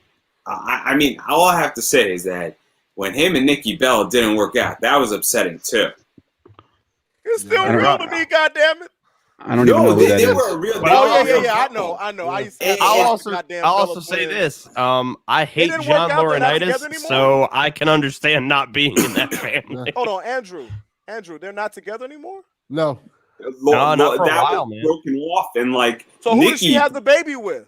She had a baby with, I think, her like Dancing with the Stars partner. And I was Some like, fucking dude, man. It's not John.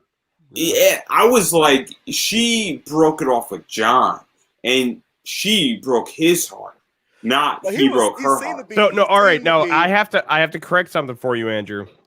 Now, while Nikki was the one who broke it off, she broke it off because John specifically said, "I will not get married and I will not have kids."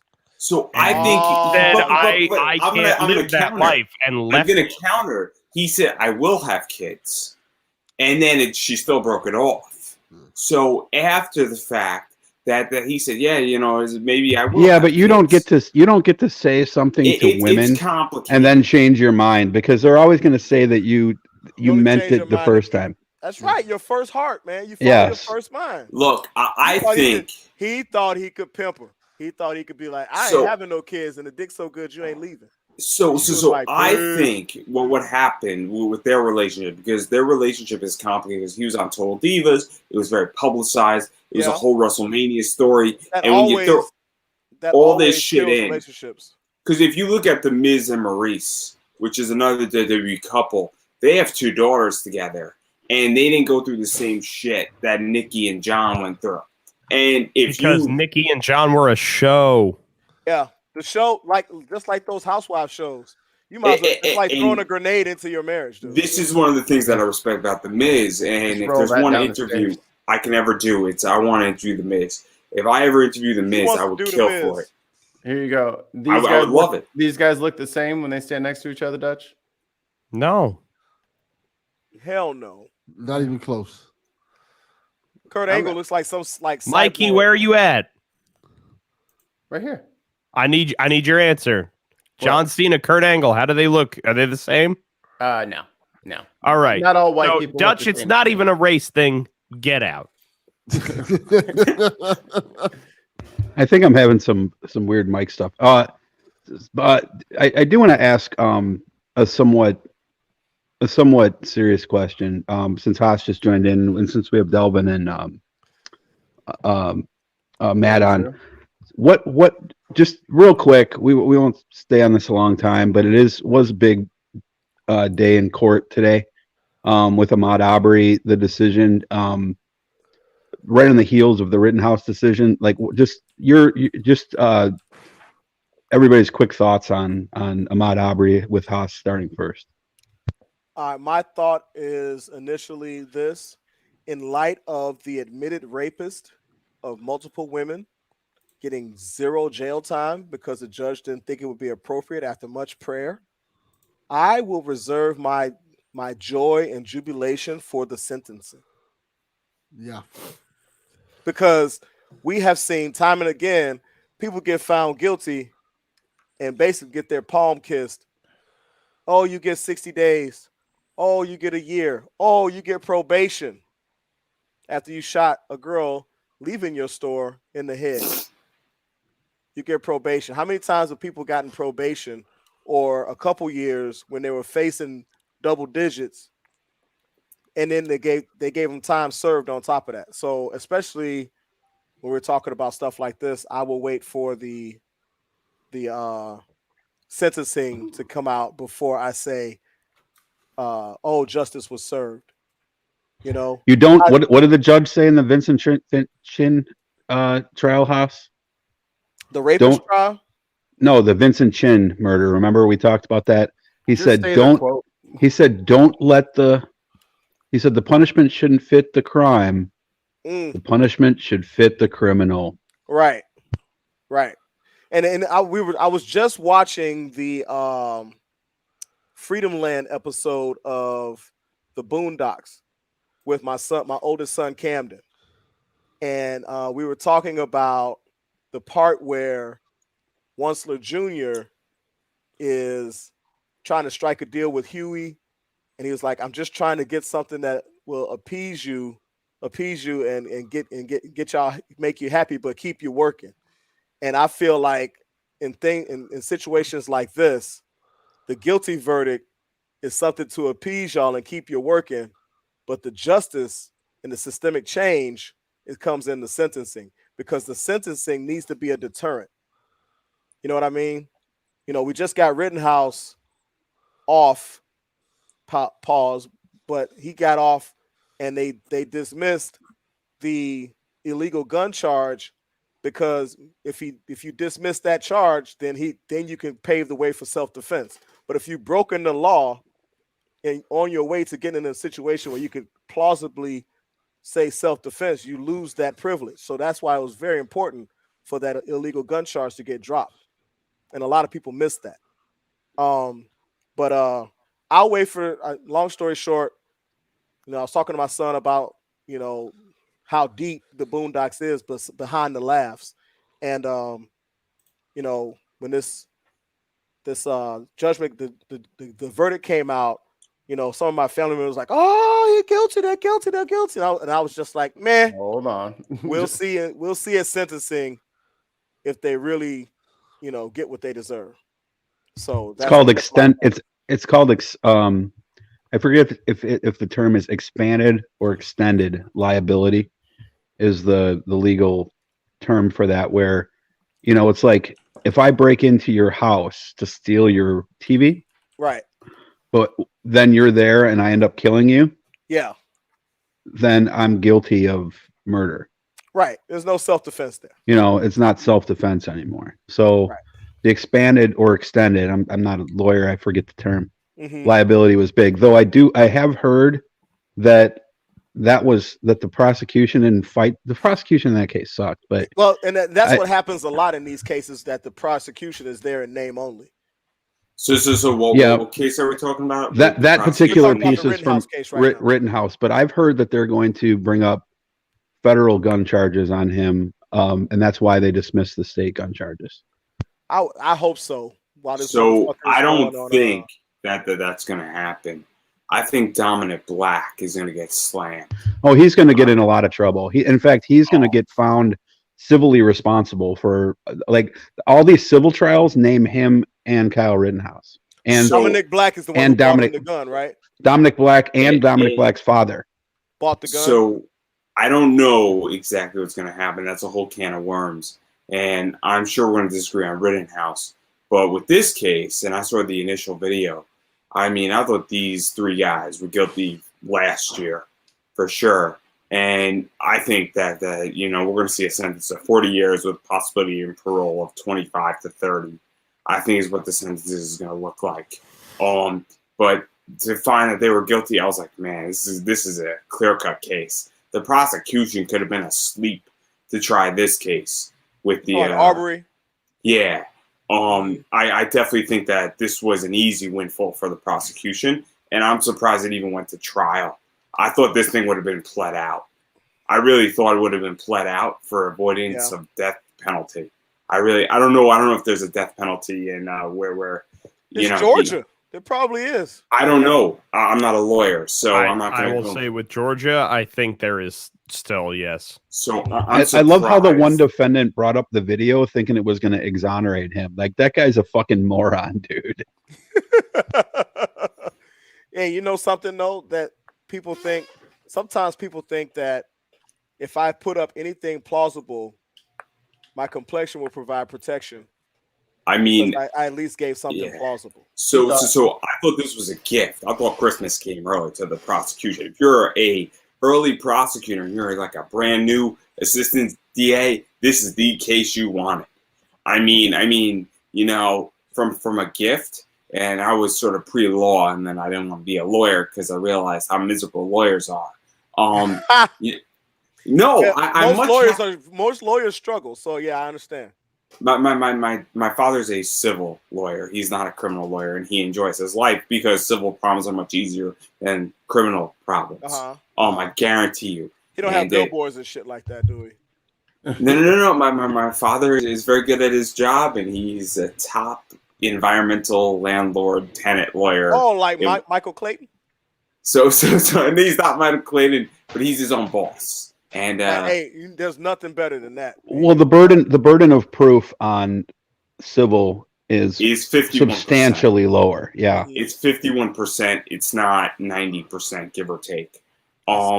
So as I was stating though, I thought this case was a gift for an assistant prosecutor. This is a gift. It's a gift for a DA who wants to be like a top DA and run for DA. Bones. Exactly. This is a gift. And, I think it's going to be 25 to 30.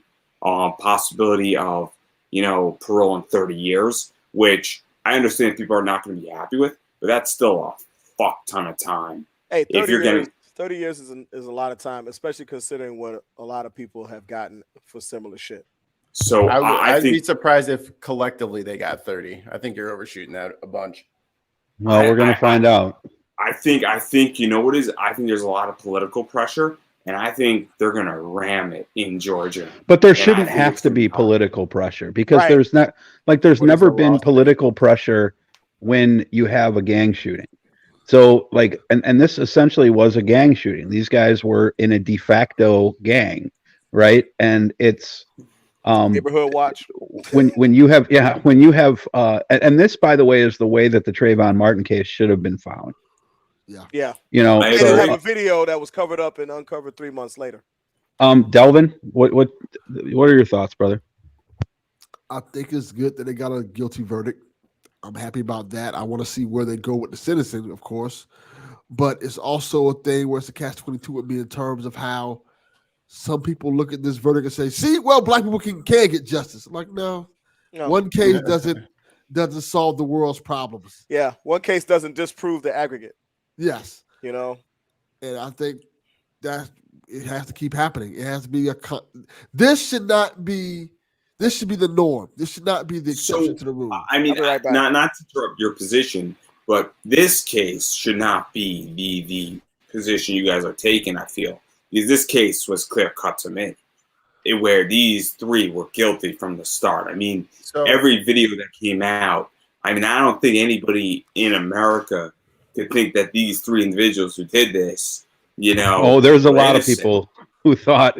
I spend some time on Twitter Spaces, dude. There were all types of rooms saying. But I obviously deal with all sorts of people on both sides in my podcast, and I was like, man, these people are guilty. It is clear. The self-defense argument was pathetic at best. And I'm being generous. I'm being very Thanksgiving oriented. And that's true, but at the same time, also seeing all of the defense you got from things like Trayvon Martin and Eric Gardner, where the defense for all of those were things in the same vein as self-defense.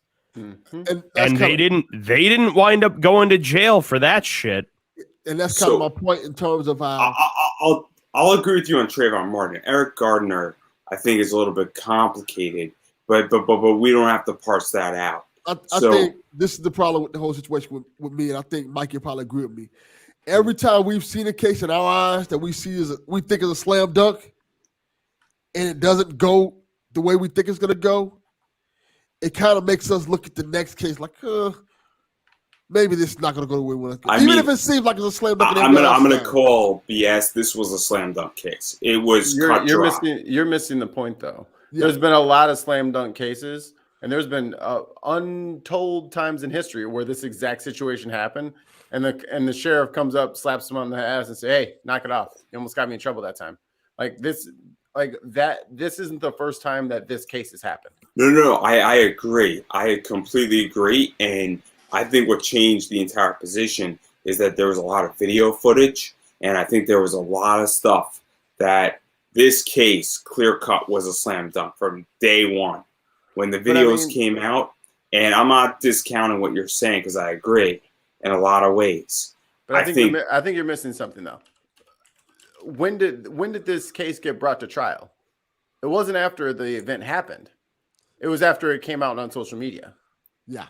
It was when everybody found out. That's when those. But I'm going to challenge on that because I think in order for this to be processed and for this verdict to be done, maybe the prosecution said, "Hey, look, we got to wait almost 14 months so we completely win," and maybe they weren't even arrested.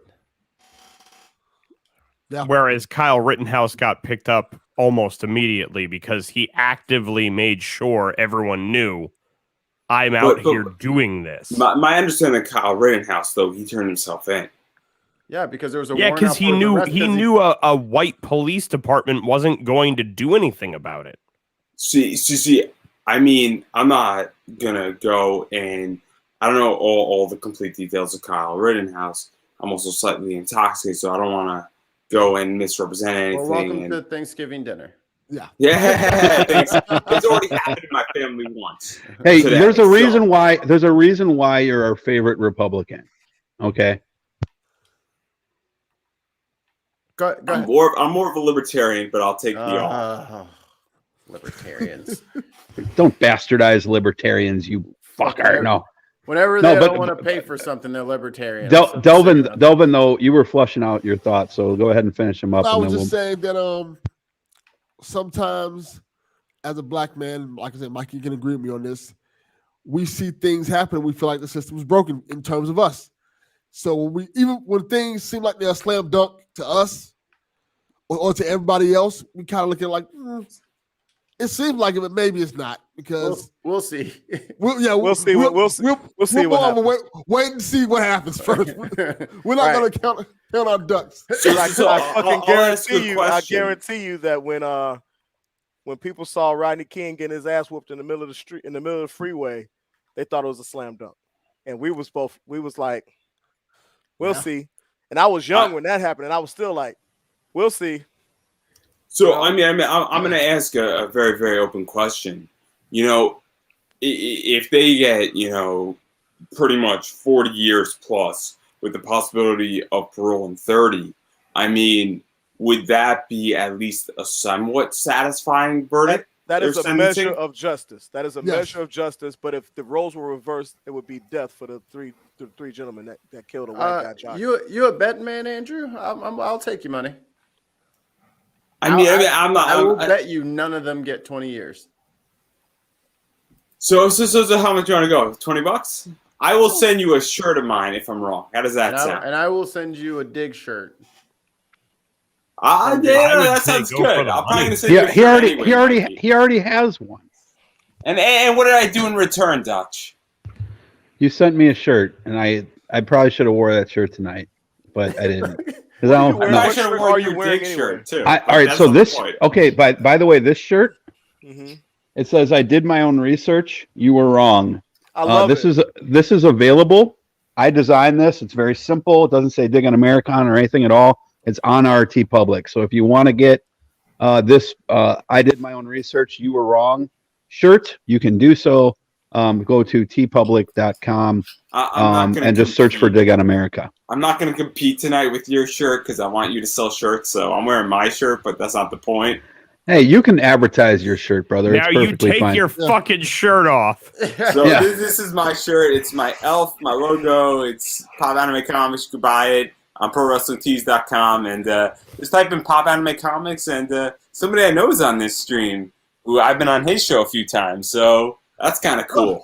What's up, Gerald? What's up, Wayne? Welcome into the bar, brothers. So real quick, let's get Wayne. Wayne, do you want to say anything on Ahmaud Arbery before we go back to fun stuff? No, let's just go to fun stuff. I don't want to talk. Okay, about so let's get right into it then. Gerald. Wait. Pause. Okay. Gerald, you don't get a fucking just say. Just a second. Wayne. Yes, mate. That hoodie though. I need that. Oh, this is from from Handsome Dan's online. Oh, see, you gonna have to hit me up with the. Hey, you know what? Order me one in extra large, and I'll send you the money. Do you know what? It'll cost him more to ship it to you than it will to. I have a spare because I accidentally bought two. Dude, So I need upstairs that. in my wardrobe. I need that, man. It's hoodie season. I gotta be fresh to death. Is this a bidding war? Because I'll jump in on that. $5. Right here, $26.99. I'm over here chest naked almost, and you got a hoodie on. I didn't say I don't have hoodies. I also didn't say I don't need more. He said I don't have that hoodie, and I'd be wanting that hoodie. I need that. So right, Gerald, welcome in. I'll take that. I'm out of the race. Get that shit over to Haas. All right, so Gerald, since you just joined in the show, and I'm gonna go release a couple of these beers, but I want to move the conversation just a little bit. Okay. Tune it up. Gerald, Tee it up. welcome to the show. Tell everybody where you're from, but then after you do that, I want to know your opinion. Is Tobey Maguire and Andrew Garfield in Spider-Man: No Way Home? Let's talk about that for a few minutes. First of all, I want to thank you for allowing me on the air and wish each and every one of you and your families a happy and safe Thanksgiving. Well, hi, for likewise. Want to make sure everybody. So thank you. As far as I know, you guys do Except want to Wayne. talk about. I'm going to say that justice was served, but not served enough. I think in this case, I think they should have, guilty on all charges. And I agree with you. I think that there's going to be some way that they're going to get out of it. Things like that we've seen over the course of my lifetime. I'm 52 years old. I've seen it way too much in our society where the wrong people find ways to get off, and I'll just leave it at that. I'll just leave it at that. And we, like I said, want to get on better topics, but speaking of better topics. Now, hold on. Just because Dutch says we're changing topic, he don't run shit around here. If we still want to talk about Ahmaud Arbery, if we still want to talk about Ahmaud Arbery, we're gonna talk about some goddamn Ahmaud Arbery. Okay, well, I'm just like I said, I agree with you guys that say that even though the verdicts, the majority were guilty, I don't think it was enough, and I also don't think as well that these guys will finish out that entire term. I think there'll just be some way that it's not going to. I mean, we just seen it in our society over the course of you know, like I said, I'm 52. I've just seen it way too much, and I know Big Haas over the course of the time that I've known him. We've talked about this issue as far as the racial injustice in this country, and you know, it's like beating a dead horse. You just see it over and over and over again. We've seen it over the past week, and it is what it is. It's out there depending on which area of the country, which area of justice gets served. And you know, I live in the Vegas area, which is a little bit more progressive than other areas of the country, and you see decisions that are made for and against, and it's there. It's you know, it's not hiding either which way. I mean, people feel in a certain area one way, and people feel another area in this country another way. Right now, if you're wanting everybody to come together, I don't think it's going to happen, because you're still going to see situations like these over the course of time where these problems are not going to get solved. And I understand it's a great thing that these individuals who did such a heinous act were guilty. I wish, again, it should have been guilty on all counts. But okay, we're getting a lot of guilties there, and supposedly, you know, life in prison. But I just think, like you guys, I have to see it to believe it. I have to be like 100 years old and see these guys still in jail before I believe that they're not going to get out. And I respect that position. I am optimistic, is what I am. So, you's a fool. Say hi. Again, my past though is from Southern California. That's the Rock right here, from LA. I was there near where the riots were happening and the Rodney King riots, and I saw all that injustice happen there. I have seen racial hatred in front of my face and in so many different ways over the course of decades. I just, you know, that's why Big Haas and I know he posed me the question like years ago when it was VFU of, you know, when can we finally get rid of racial hatred in this country? And I told him it would be decades. And he was mad at me. He was legit mad at me. And I wasn't saying it to be mean. I wasn't saying it to be spy. I was just giving you a realistic view on hatred in America. And that it's still there, and it's not going away enough. It's not going away soon enough. I wish it was gone tomorrow. I wish it was gone today. I wish it had already been gone. And but you know something? Unfortunately, and when you see the incidents of racial hatred and things like that in high schools and elementary schools from students, that's what lends to credence to his thought. Well, let me just say this: tonight's game with LeBron at the Lakers game with Indiana, two people courtside, you know, just saying racial slurs. And I just said on my show that I just finished one of my shows. I didn't even know about that. Yeah, they were shouting racial slurs in the fourth quarter at him. And you know what he did? He went off in overtime and got the last laugh. But, you know, even if you're a LeBron hater, you got to root for him in this situation, because I guess there was a lady, it was a couple, but the lady primarily was shouting racial insults. And there's no need for that. Kick them out. Make sure they don't come back again. Have them on the do not return list and be done with it. Put their names out there as well. Because they're quick to slap. So that gets complicated though. When What are we? people's name out. Hold on, dude. What are we talking about? Out of road, guys. I'll holler at y'all later. Thank y'all. All right, Delvin. Thank you. All right, brother. Happy Thanksgiving. Bye, mate. All right, Likewise, guys. Peace. Have a good one, man. You too. Now, here's what I will say. Now, I understand no one ever wants to hear what a white man has to say. But what the white man has to say is this. Yeah, well, you right. No, it's fine. If Andrew Garfield is in this movie and he has been denying it this whole I'm sorry, go ahead. Please continue with the conversation that was having. You're just in it because Jason was just stepped back. So we were talking about apparently, and I didn't see this or hear about this, but apparently at the Lakers Pacers game today, there were a couple people courtside yelling racial slurs at LeBron. At LeBron. And it seems that the woman was driving it, and people look at me aghast when I say that in my experience and in a lot of experiences, the most virulent racists are the ladies. White women. A lot of times they are egging and goading their man on to commit acts of violence. Hey, wasn't that at the Steelers game? Or homeboy got a free sleep treatment because the girl wouldn't shut up. And this is Space Jam Legacy's LeBron James. Yeah. Well. So my issue with what was just said is that I got no problem banning them from the arena, banning them from showing up to a game. Right. I don't think we should public shame people that same way and blast people. I do not agree at all. Fucking time, whether or not the person is guilty. Because what happens now? You get their worst picture.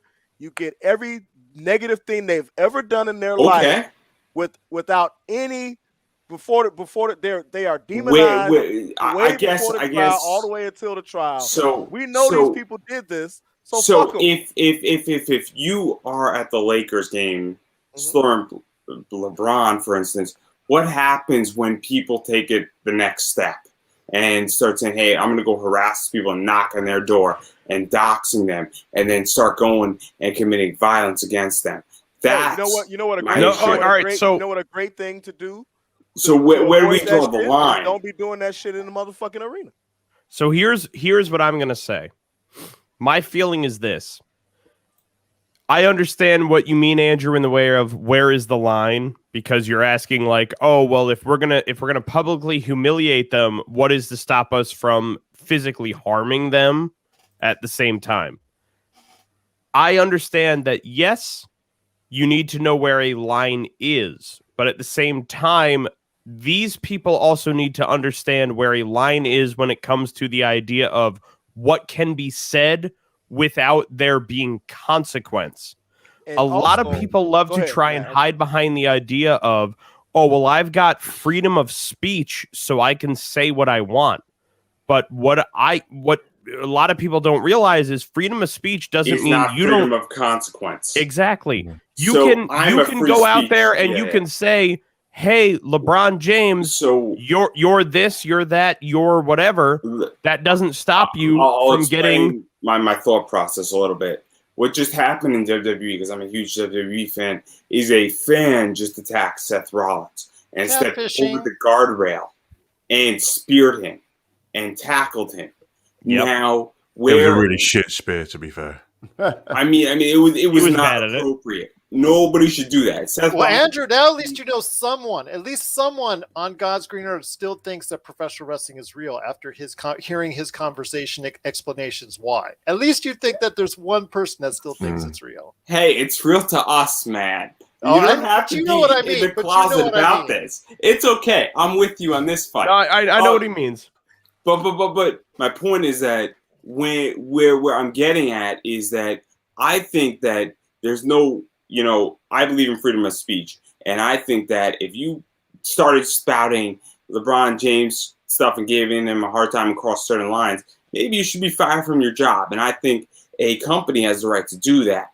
But it goes where now to harassment, and this is where this gets gray, is that I think that if you put out a bad tweet, for instance, the airline tweet, where that woman put out an airline tweet, and then while she was in the middle of the airline, she got fired from her job. I think that company had every right to do. Can I just cut in there, and Andrew, on that point alone?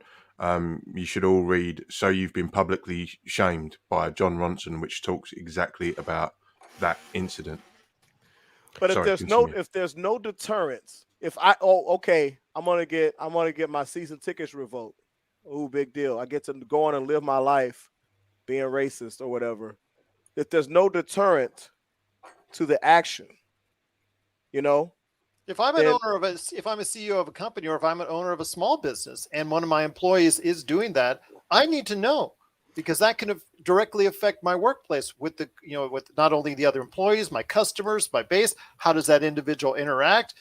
I would want to know and make a decision accordingly. Even if you're a small business owner, I'm a small business owner. I own, obviously Pop Anime Comics. I'm a sole proprietary right now.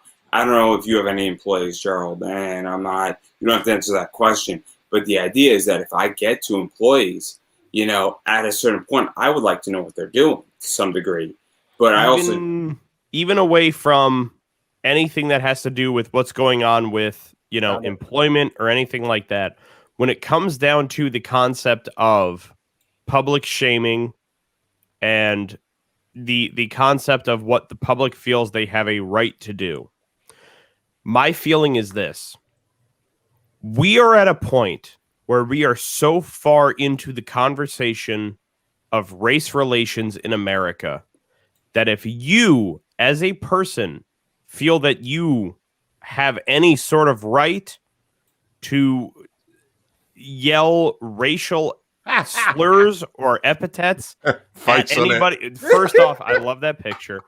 If you feel that you have the right to yell There's a meme anything in the waiting to way happen that right is there. a That's racial slur at someone who is a public figure, just screenshot that. and you think, well, I shouldn't have to be then He's smiling now, but he ain't gonna be at the smiling side of consequence to what I have said, whether it is being banned from a game, being banned from a stadium, or recognizing in this world that we live in that has a major social media skew to everything, you are not understanding the world you live in, and you are not understanding what it is that you are liable to face in this situation. I understand all that, and I agree. Where I'm getting at is that, unfortunately, where we're at in this world is what happens on Twitter or happens on an NBA game and picture then leads to violence. You know? I 100% disagree right away with that. So hold on. You don't think that occurs? I mean, I think it does. Hey, I think you get there, and that's what Andrew, you gotta share the fucking ball. Fucking Russell Westbrook over here. Pass the ball sometimes. So let me interject right there. I will say this. If you think that Twitter and all these things are the bad thing, why don't you go to certain hoods? It's not because of Twitter. Why do you treat certain guys who are bigger than you with more respect than someone who you think you can take? It's not because of Twitter. These are basic fucking rules of life where if something's bigger and more dangerous than you, then you probably shouldn't just look it in the face and offend it because you think it's funny. That ain't got nothing to do with Twitter. And on top of that, entitlement. And on top of that, so I think that in Jason's world, okay, in my ideal, it is a dark place, but in my ideal world, it doesn't sit well with me when people make one mistake that may not represent who they are, and then we ruin their life. But we don't live in Jason's world, right? But I also you have to look at these things in two different ways. Even though there might be a social consequence, for example, with Kyle Rittenhouse, there's going to be massive social consequences for Kyle Rittenhouse. I agree. Money now. But here's the thing. Making it right now. Hold on. Let me finish my thought. Let me flush my thought out because you're probably going to beat me to the punch. So like he could probably never work for Microsoft or IBM or Home Depot or something like that, right? So they're going to be like, fuck that. We're not fucking hiring this guy. The optics are too bad. Yet even these guys at the Lakers game, and I didn't know anything about this until right now, but there are people who will you can make a career off of that too.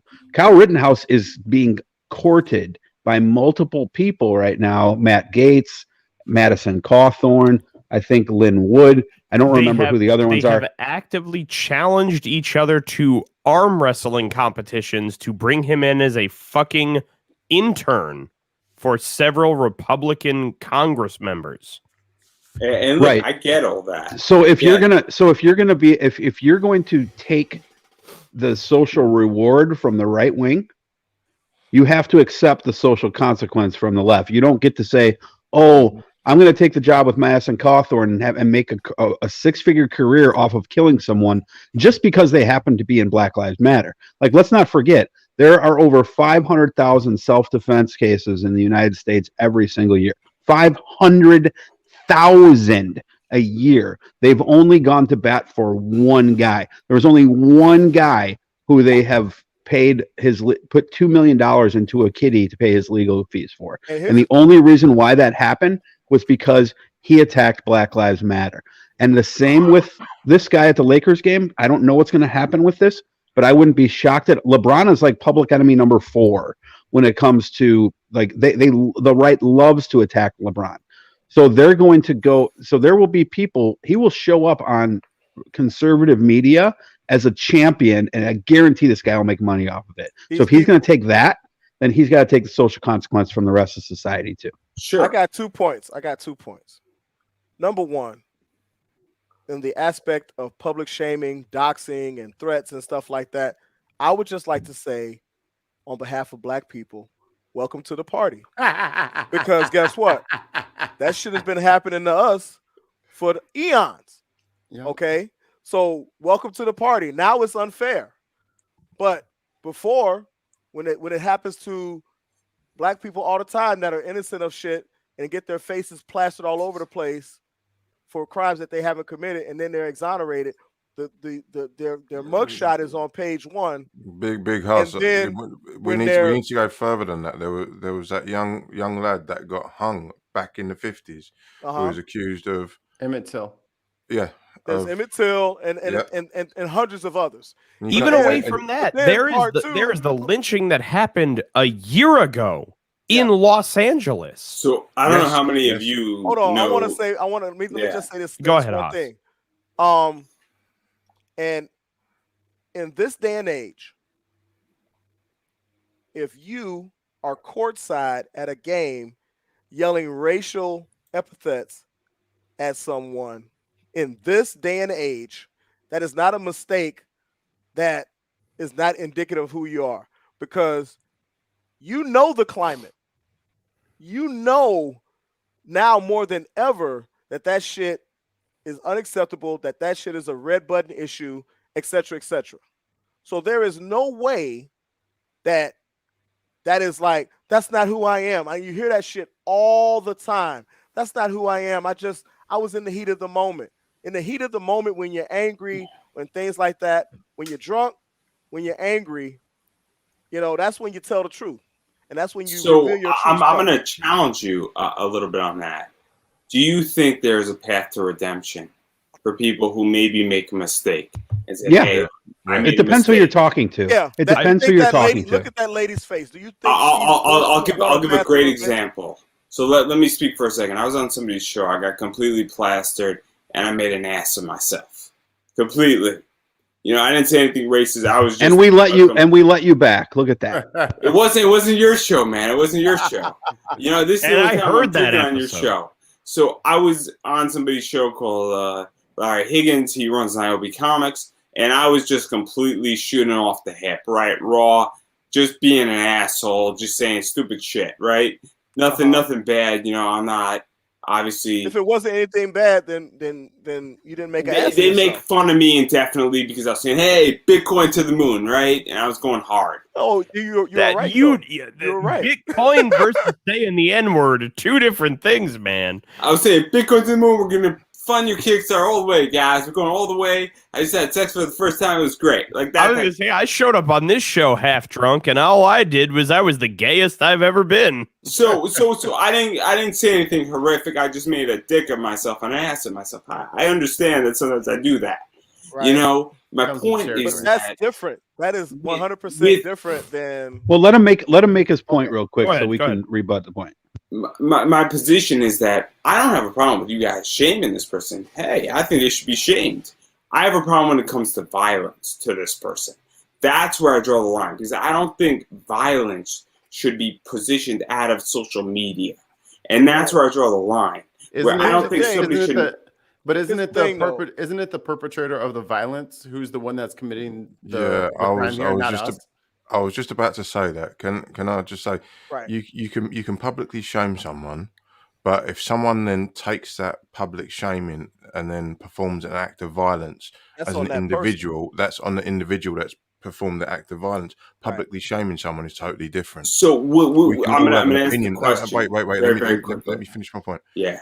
We can all have an opinion on someone, but when that opinion ends up being like that geezer who walked into comic ping pong with a rifle because he heard something from Alex Jones's show, just to flip it on the other direction. Sure. That's down to that individual. the propaganda is the propaganda. So right? you would all agree. Wait. You can have an opinion on someone, but if you take your opinion and then step to an act of violence, then that's on the individual. It's not down to the public shaming. If you shame someone, if you LeBron shame said, you know, right. Kate and John should be killed, then right, and then you also have to look at the influence, Andrew, of the people who are saying things, right? I guess let me make my point. I recognize one point that Andrew's trying to make, and this I think ties into what he's saying, and it's sort of in that vein.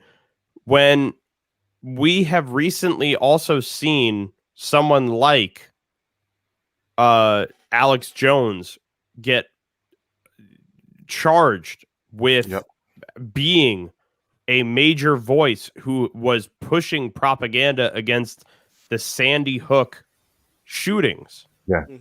And that, with what he said about Sandy Hook, leading to what he also said about things like Pizzagate, leading to a man walking into a pizza restaurant in DC with a rifle saying, I'm here to stop the child pornography. And we then supported the fact that he got hit with a major fine and possible jail time for what he said.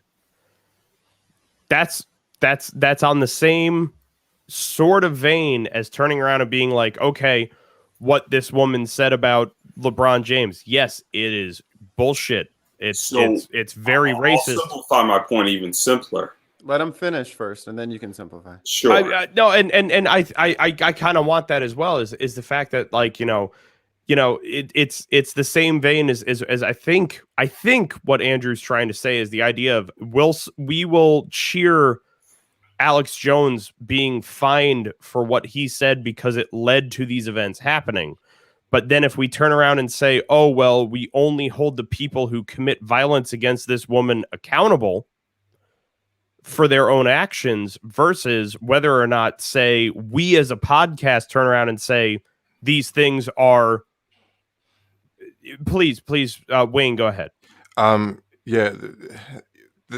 conflation is easly separated. Mm-hmm. So your British voice, man. You're killing me with this voice, dude. Like, please calm down. I'll kill you if you don't let me finish. I'm trying to add a little levity. No, he's calling for Wayne. Stop calling for violence. I understand what I think Andrew is trying to say, and I want to be able to separate it in a point where I'm trying to look at the conflation and then. Can I please explain where I draw the line? Because I think it's let me finish my point first, and then you can have that. Right. The difference is, right, if someone looks at what's happened tonight with regards to the racial slurs levied at LeBron James, and then goes and tries to commit an act of violence against this woman, they've seen some racial abuse happen. They've seen it live on telly, as we all can. We can all go on YouTube and watch it. Mikey pulled the footage up just earlier. If someone does that, we can sit there and say they're a complete cunt. End of. They're a complete cunt. Well, you know what's depressing? I just want to say this. You know what's more depressing, but it's obviously believable because this is the day and age we live in. You know what's trending worldwide right now on Twitter? Snitch. Snitch. Lay snitch. Jesus. As in LeBron the snitch. Oh, geez. Yeah. And so exactly. That's the thing is that we get into these situations where, and look, I don't doubt your passion when it comes to your opinion, Andrew, and I'm not saying that where you're coming from is like a place of a bad place. None of us condone violence, right? Right. But I don't do it publicly. Just saying this person is a piece of shit does not mean you're condoning violence. And if you look at what happened to, let me finish this real quick. Yeah. If you look at what happened to LeBron James today or yesterday, whatever day it was, tonight, it happened because people on social media have been dogging LeBron James because of his social views. So these people would not know anything about what LeBron, in all likelihood, what LeBron James' social views were it not for the fact that LeBron James were being bastardized on social media.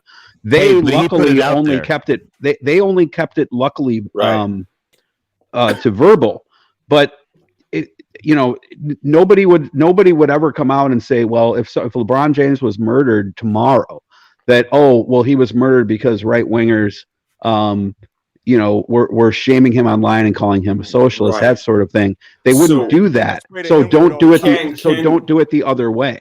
Like real quick, if you look at what happened yesterday, just real quick, if you look at what happened yesterday or over the weekend in Waukesha, right, in Wisconsin, they're already trying. Like Fox News came out with an article today blaming Black Lives Matter for that asshole running his car through a parade because the guy made a pro BLM. Facebook post. That is complete conflation. I want to limit the conversation just to what we're talking about. So I'm going to fully respond. And my point is that I got no problem with public shaming. My problem is when it goes to violence, when it comes to physical, actual harm. I don't give a shit if you lost somebody's job. I believe there are consequences to freedom of speech. I deal with that all the time. I have sponsors on my show, and I have fully accepted how I speak.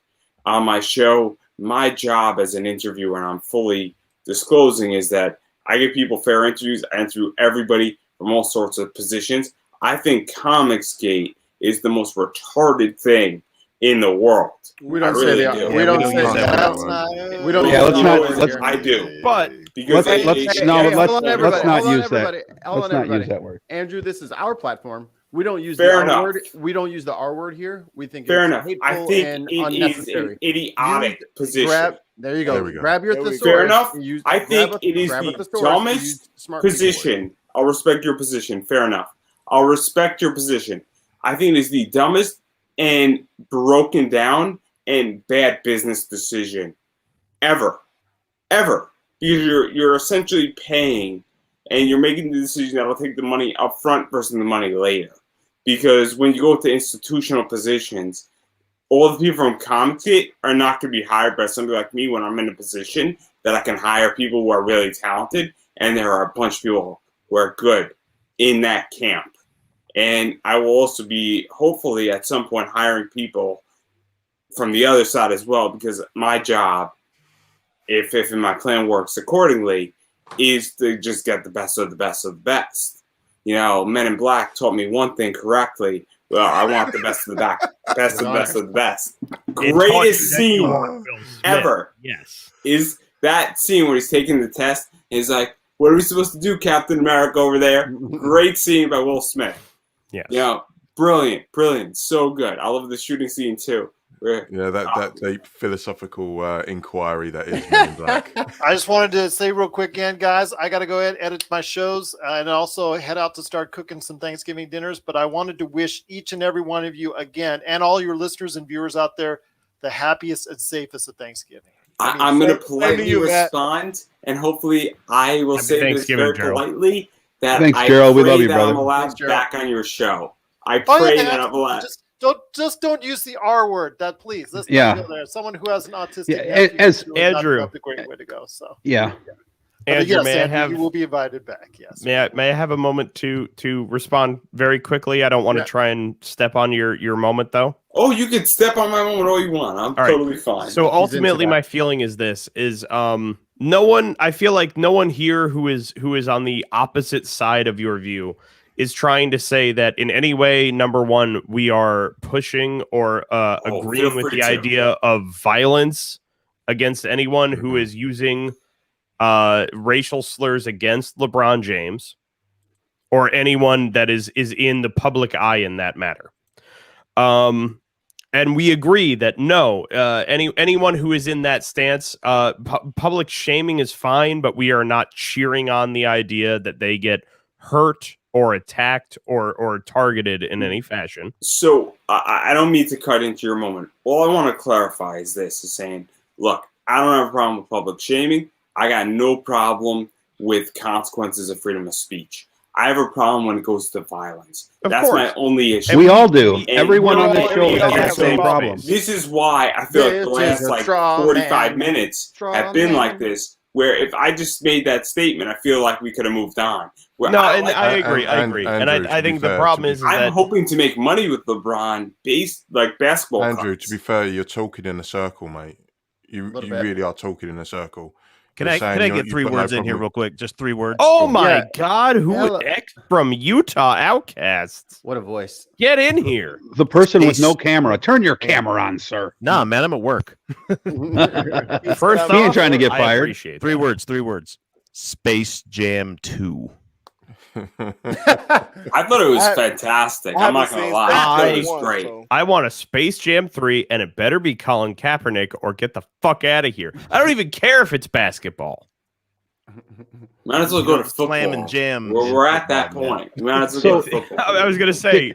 You're not going to have the Quad City DJs opening up a football game, man. I was gonna say Airbud went from basketball to football. Why can't Space Jam? Yeah. So I'm gonna need a reprise. Can you give me like 5 minutes? I gotta go drain the seal. I'll be very honest. Go ahead and go ahead and drain the seal. You So go I had brought. And I promise you, we're not going to spend the 5 minutes talking shit about you. Yeah. So we're going to spend the next 5 minutes talking shit about Andrew. So the thing that happened in Waukesha, though, I don't know if you guys saw this. I saw it. Yeah, at the parade. So, like, this guy was clearly a mentally disturbed individual, and let's be frank with ourselves. It's probably going to come out that he's some sort of domestic terrorist. I don't know why you would run a car into old people and children. Oh, he was coming. Because he was running from the cop, man. He was fleeing And from well, they the said knife fight. they said that he. Well, the news report that I saw, the local affiliate news agency there, said in Wisconsin that they have confirmed that he was not running from the cops, but he was leaving the scene of like a physical knife fight with someone else, right? So he was trying to get away from somebody, but he ended up killing some people. So like we don't know like what all the details are yet because this just happened like 3 days ago. But the obviously this guy's a fucked up individual. But Fox News is trying to basically say, like I tweeted out an article earlier today, and I read through that article and I'm like, they're basically trying to blame anybody who holds my social views as capable of this tomorrow. Of course. Yeah, I was about to say, like, if they'd scratched a little bit under the surface about what I do in my life and what I talk about online, and I got hooked up for some sort of crime, they'd be like, "Oh, that X guy's a fucking terrorist. I'm He's going a to tell you fucking guys communist, right now, socialist." You know, my feeling is this: if you are claiming in any way that you ran from a knife fight, you were not in a fucking knife fight. That's not a knife. I love the fact you've got a prop right there. Yeah. That's not a knife. This is a knife. Hey, but for real though, if you ever I catch see yourself you in a play knife fight, knifey spoony before. if you ever get into a knife fight, don't fight. Run the fuck away. I'm not fucking kidding you. Knife. I would rather get gunshot shot. wounds. I would rather get fucking Oh shot. my god, I agree. You're probably going to survive more than a knife fight. I'm going to be honest. Yeah. I mean, I did martial arts, and honestly, I'd rather be shot than stabbed. The one way I don't want to so much go. more of a chance of a bullet going all the way through you than a knife does. Right. Yeah, and it like the one way I don't want to die is like drowning, but after that would be a knife in your like, own blood. I'm out for the knife. I'll take knife is number 3 for me. It's drowning, being lit on fire, and Oh then yeah, being stabbed. yeah. Burned to death would probably not be very much fun either. This took a turn. But yes, it did. Oh, but man. You do want to die, though, did we end up talking about the Spider-Man No Way Home before I left because I had to go No. pee. So let me ask. Started, and when I came back, it was something about race, and I tried to make it about it. I'm sorry, everybody. All right, so let me ask Matt then. I apologize. All right, Matt. Yes. You're a pop culture guy. Andrew's a pop culture guy. We're all pop culture fans. Are you guys, Matt, let me ask you this. Where are you at with No Way Home? Do you think these two fucking other Spider-Men are going to be in this movie? or is everybody going to be fucking pissed when they go to this movie? So my feeling is this: I think we're definitely going to see Andrew Garfield's Spider-Man in this. I am questioning Tobey Maguire because Tobey Maguire might be a little too old and it's a little too obvious. Now, granted, Marvel's got that age-reducing technology. Who knows? But I also feel like he is the Spider-Man that would say no, even with the fact that Sam Raimi is doing Doctor Strange. So I'm going to say that at least Andrew Garfield is in this movie. Beyond that, we might see other people who are trying to at least build the idea that there will be a Spider-Man after Tom Holland. I think there will be 4 Spider-Men in this. I think Miles Morales will make an appearance. I think so. I want it so bad. This is a great question for I even think that the guy who played, I don't think they're going to put this big, but I think that the actor who played Spider-Man in the 1980s TV series is going to get a cameo in this as like a security guard or something like that as well. Yeah, I think Tobey Maguire will only appear as like footage from one of the older films. I think he might be in an end credit scene. I really do. I would also love, he may not physically be in the movie, but if they have a Spider-Man that shows up with Drake Bell's voice, because he was the Ultimate Spider-Man cartoon in the late 2010s, I could see that happening as well. I guarantee you they're not putting Drake Bell on that shit. That's a good point. He did get... He was that is an easy no.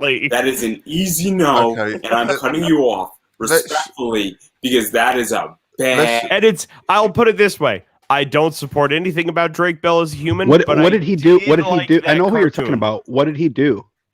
He was accused, or no, I won't even say accused. He was convicted of child abuse in the fact that he was, I think, watching like his girlfriend's child and wound up like a just... No. He was texting inappropriately, and there was positions, and he was on a court hearing. I mean, this is well documented.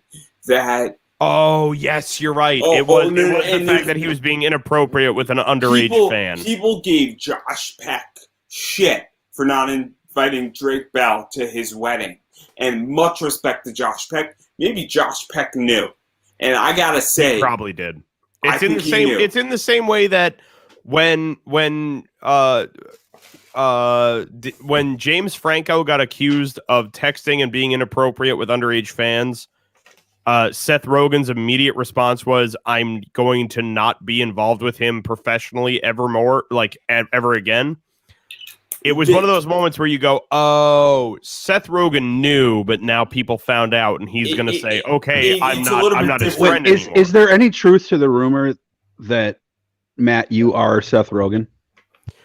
No, because here's the thing: right here. Seth Rogen lost weight, Seth Rogen, and I didn't. So can we hear that in the Joker's? Can we hear that in Joker voice? I want to hear the Joker tell me you're not Seth Rogen. Okay, so here's the thing.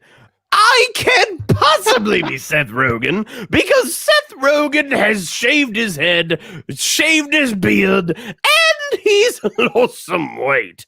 Good for him. He looks fantastic in Pam and Tommy. But I'll tell you now, I personally am still about 280 pounds. Don't like it, but it's true. I feel that was cultural appropriation right there.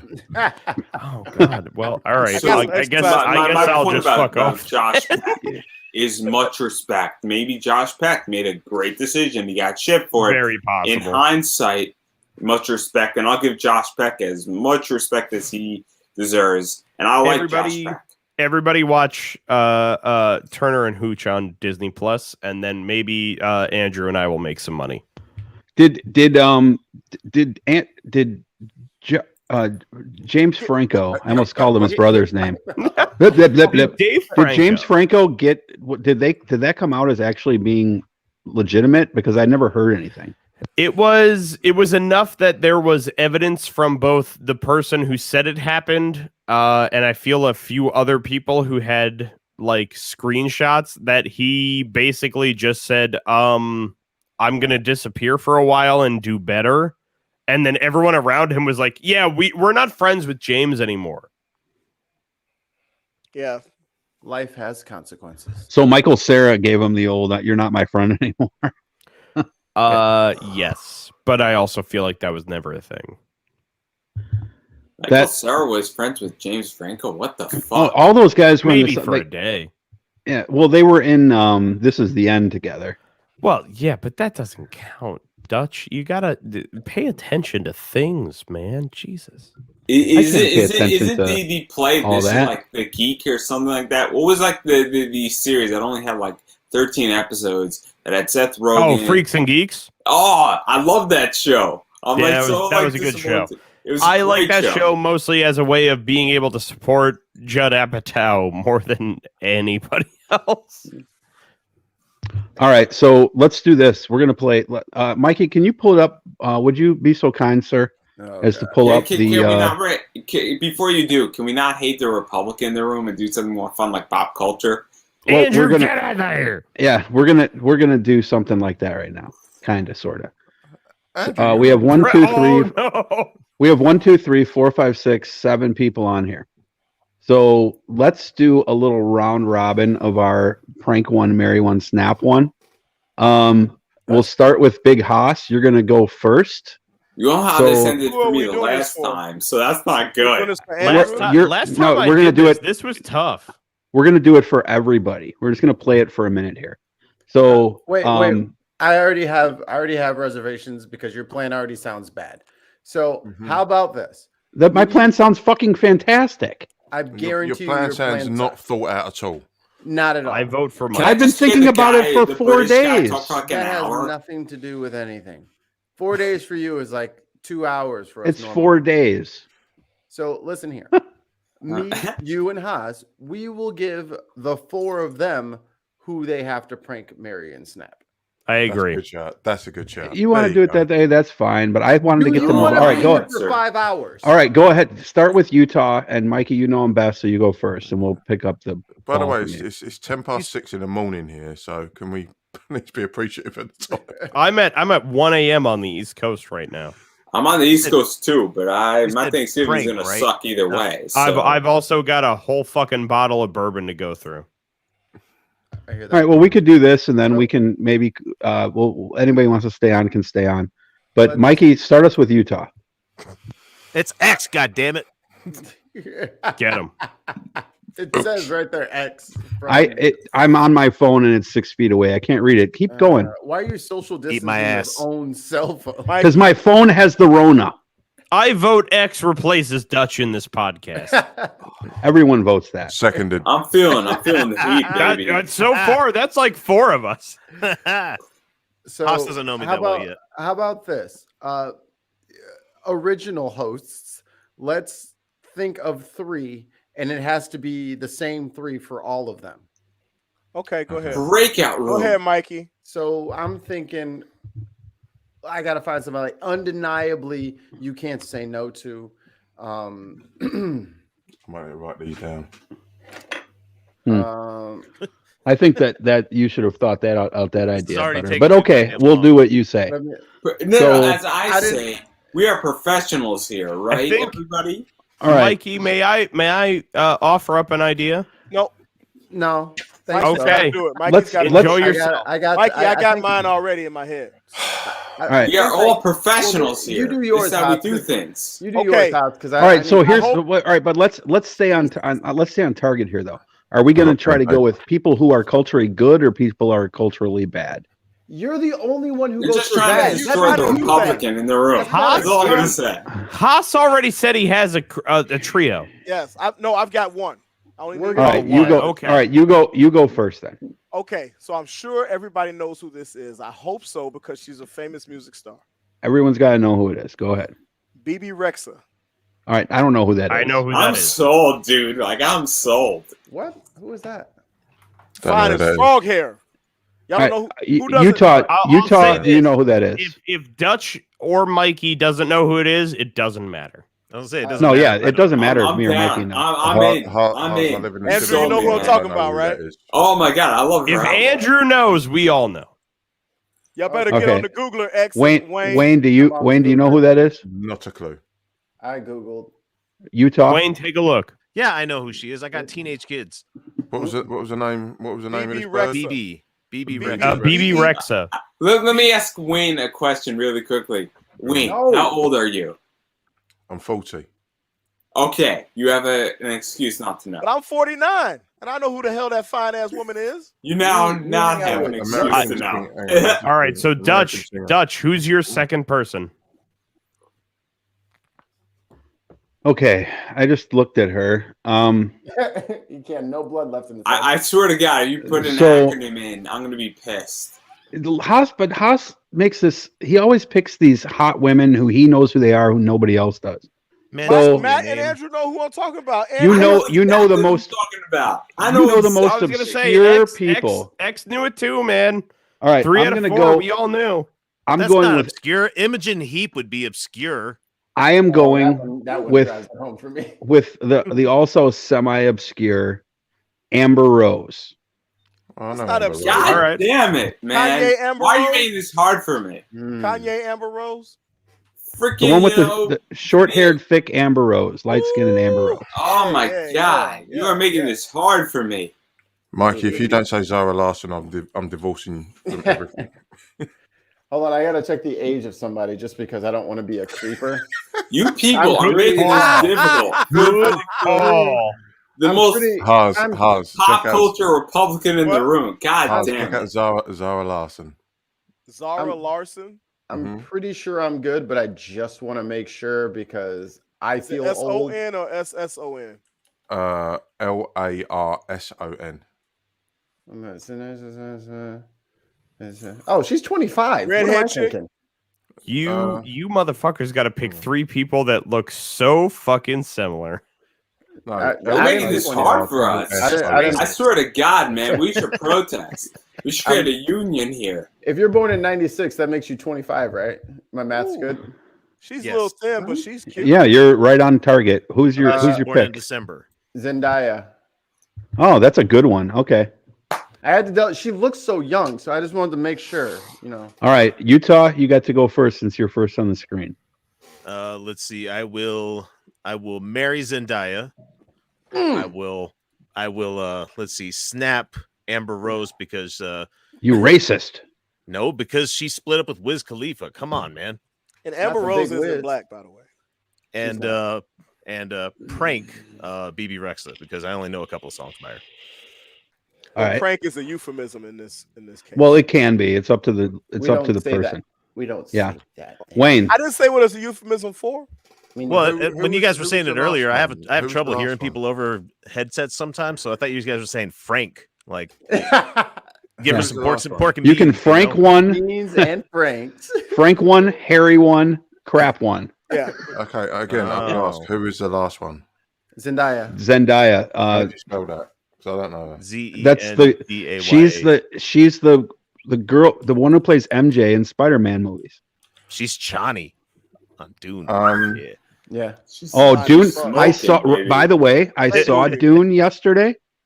Dune is really fucking good. Yeah. I cannot really watch good. Dune. It's really good. Oh my God, I cannot Okay. watch Dune.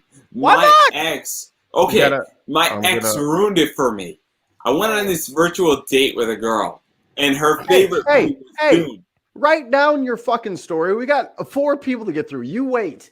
You wait I your just turn. looked Fine, at Dutch's fine. I will ass. happily wait. I You will will wait. Sir. concede. I will concede, Mikey, just Okay. for you. Thank One you. of Dutch's pant legs went too high. I saw his balls. It was upsetting. I'm gonna. As bad Some old like- bad grandpa shit. I'm gonna tell you now. If I don't throw up, it's also gonna be a class action loss. He's gonna sit on one of his balls when he comes back. Just watch. He's gonna do that old man scoot. Watch. He's gonna pull that. All right, he's Wayne. gonna- Wayne. We you should got all your wait. 3? Wayne. I'm waiting for this. Yeah, I've got my Yeah. favorite. No one's Snap, letting me Barry, talk. Frank. Right So- now. So Wait, wait, Teen Titans, guys. Teen Titans. Easy. Now easy. go for it. Simmer.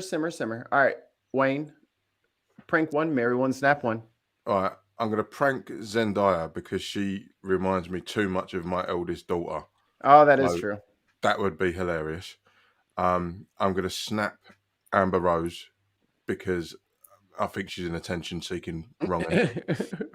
So that means I'm going to marry Bebby, whatever her name is. Rexa. Yeah, that BB one. fine ass. BB beautiful. BB can sing and looks good doing it. And then me and Zara Larson are going to have an affair. You also have a Ferrari as a position. What? Anyway, the Dells. I will explain in my answer. Okay. I promise. Okay, we'll wait.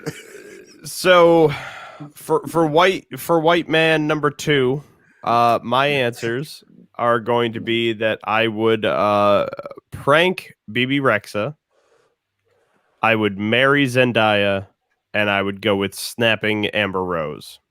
That's 2 for Mikey. I'm undefeated in this game. Everyone be snapping Amber Rose. She's out of here. Bye-bye. Thanks for coming. It's gonna sound like there's a Spanish guitar playing in the background. Playing "Don't Let the Door Hit You," like someone doing slam poetry. Yeah. Look at that old man Scoot right there with Dutch. Look at that old man Scoot right there. That's all I gotta say. All right, Andrew, you're up. Oh, I'm marrying BB Rexa. So I fucking love her. It's a tie. She's great. She's fantastic. Amber Rose, snap. Just like that. I'll prank the other one. Zendaya. And let's just say that me and BB Rex are going to be driving a Ferrari and she's driving. That's her song on her album. It's called Ferrari. That's All right, legitimately the name of her song. I love her album. So what was who are the two? I had to go take a whiz. Who are the two that tied? I'm guessing. Me and Mikey tied. Okay, so Mikey and Haas to break the tie. You do one more for. What's he talking about? I gotta love BB Rex. For Matt. Do one more. Do one more for Matt.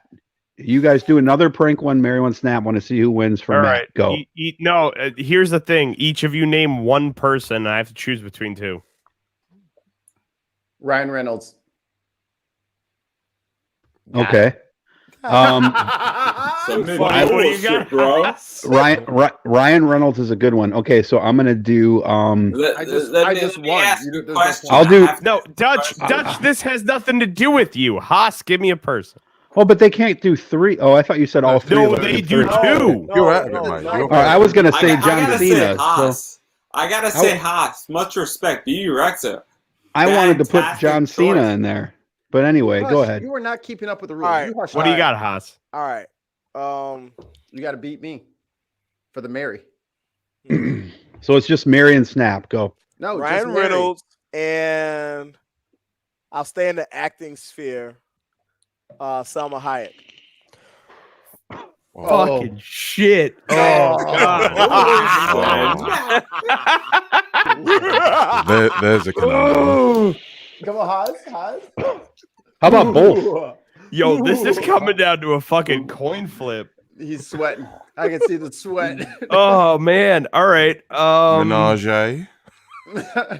I choose both. Yo, I wish I could. All right. I'm end of the day, I'm gonna say it's gotta be Salma Hayek.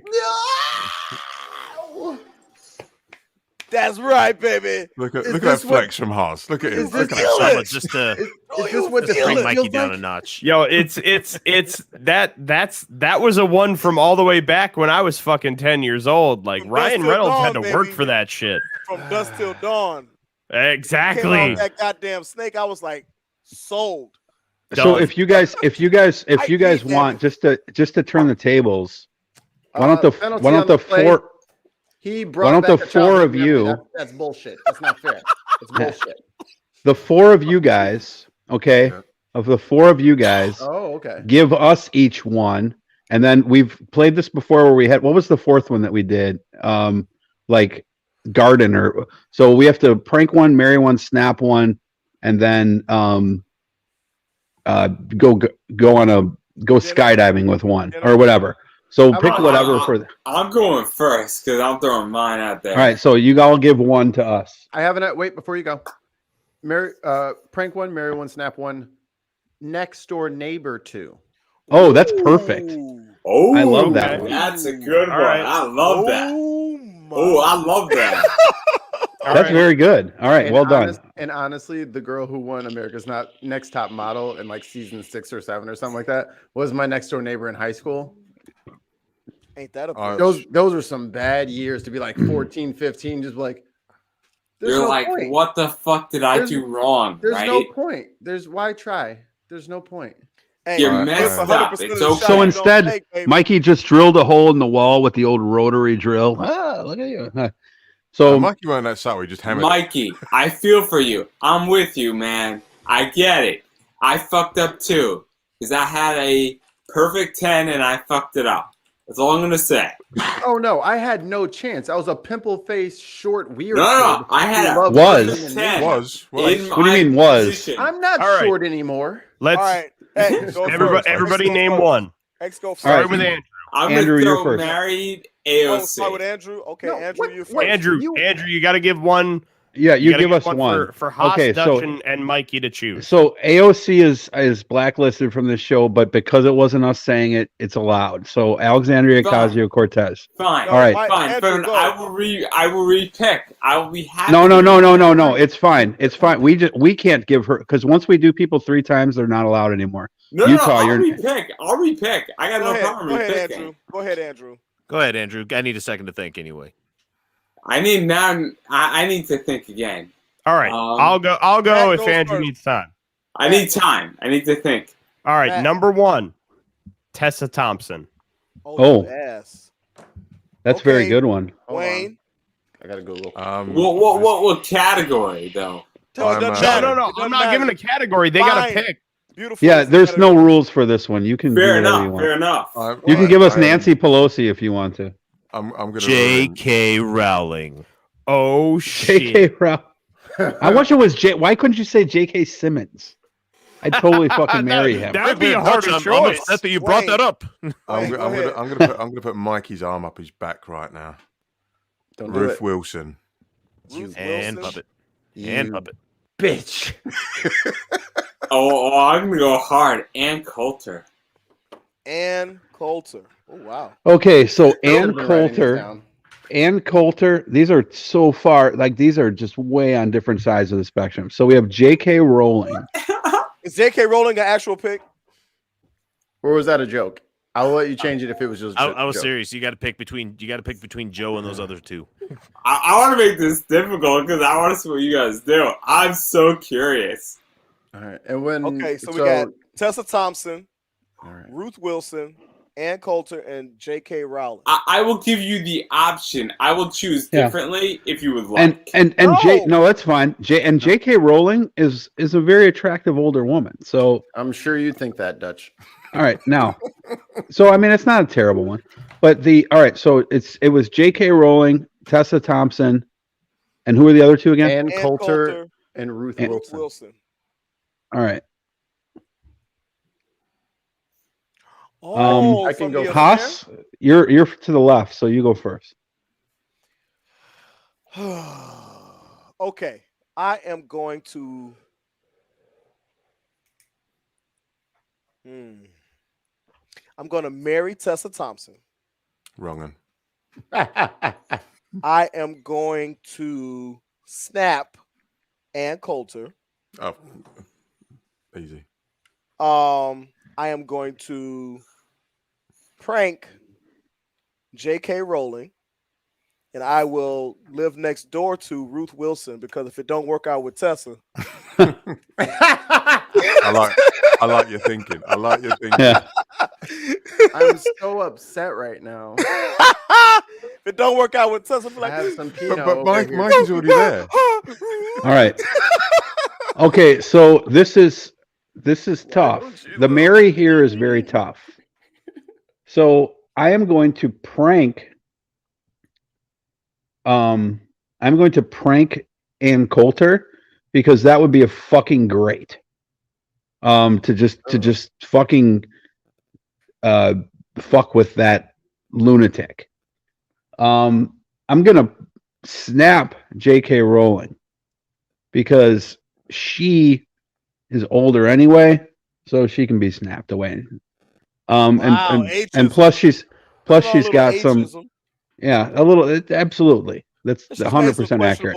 She's based on questionable. So she's probably around the same age as I would imagine as Ann Coulter. But all right, let me just kick Dutch out of the show because he's the oldest, and no one wants to hear what old people have to say anyway because they're about to die anyway. Actually, Haas is older than me. Haas is older than I. All right, but now this is where it gets difficult, and I have to. So I'm going to live next door. I'm going to live next door to Tessa Thompson and marry Ruth Wilson because if things don't work out with Haas and he comes over to get Ruth, Tessa's going to be on the rebound, so it's nice and easy pickings for me. So I'm in. You stole my idea. Just remixed it. Mikey. So I'm gonna prank Tessa Thompson. Wow. Okay.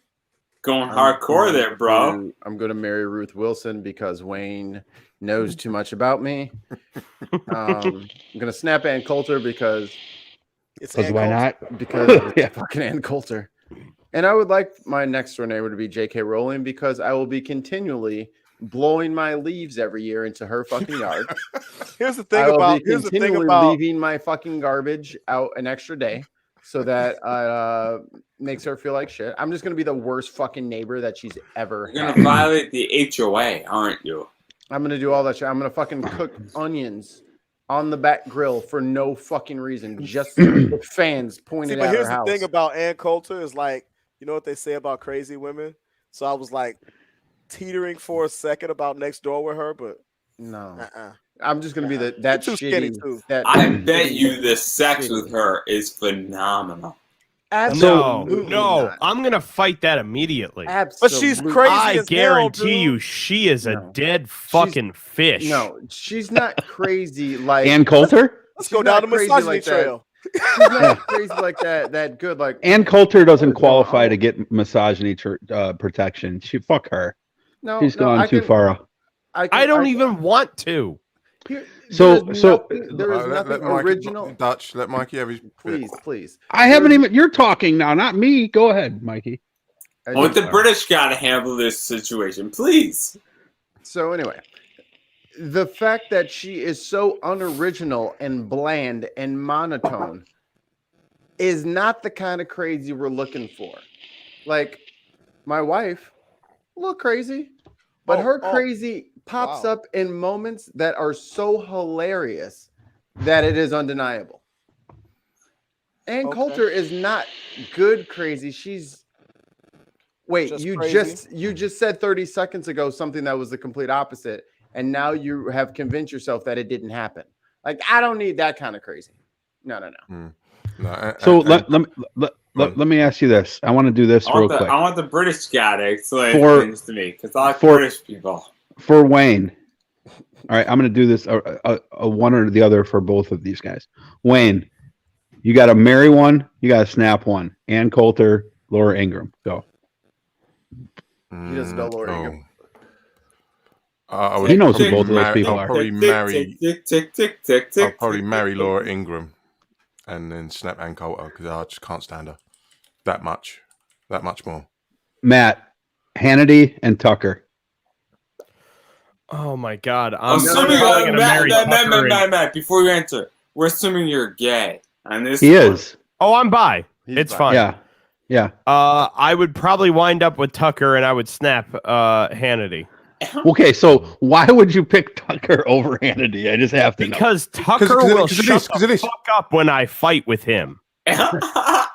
Hannity will keep talking. Tucker will shut the fuck up once I have proven him wrong. We learned something about Matt tonight. Is he doesn't like people talking during sex. No. Number one, no, I don't. Number two, my Hannity be vaping. Is the concept is this: if you and I disagree, if I know for a fact that I will get it a word in edgewise, even if I am wrong, and I can at least make my point, that's fine. But if you are going to sit there going la la la la la la la at me the whole time, Hey, Matt, you. you're always welcome on my show. All right, so no, just to be fair, I got one for you too, and I'm going to go Republican on you. So I love it. you got to marry one, you got to snap one. Lynn Wood or Mike Lindell? Oh man, I don't know who Lynn Waddell is. So Lynn Wood or Mike Lindell? Oh, wow, I'm a bad one person. I'm a bad Republican tonight. Like clearly, I don't know who Lynn Wood is. I know who they are. Like clearly, see, I'm a bad Republican, so I'm gonna go. All right, Mike if you Lindell. want, I can take him out and put in Chuck Woolery. Oh man, that's even bad. Like I'm a terrible Republican because I am technically not a Republican. I'm registered as a Just play the game. I'm purposely rooting. Andrew, if you know one and not the other, marry the one you know, baby. I'll go with Mike Lindell marrying, and I'll snap the other, just like that. You're marrying Mike Lindell. Because let me explain. Andrew, did you wash the pillows? For fuck's sake, guys, please let me explain. I would like to fighting you, baby, on my pillow very nicely, and Mike Lindell ensures that. He's got plenty of pillows. I will have a Right. great sleep, guys. This is extremely important. Forget about the fucking. I doubt it. Forget about the fucking here. He makes sure that I will sleep perfectly. So we're not fucking here. I would like to go to bed.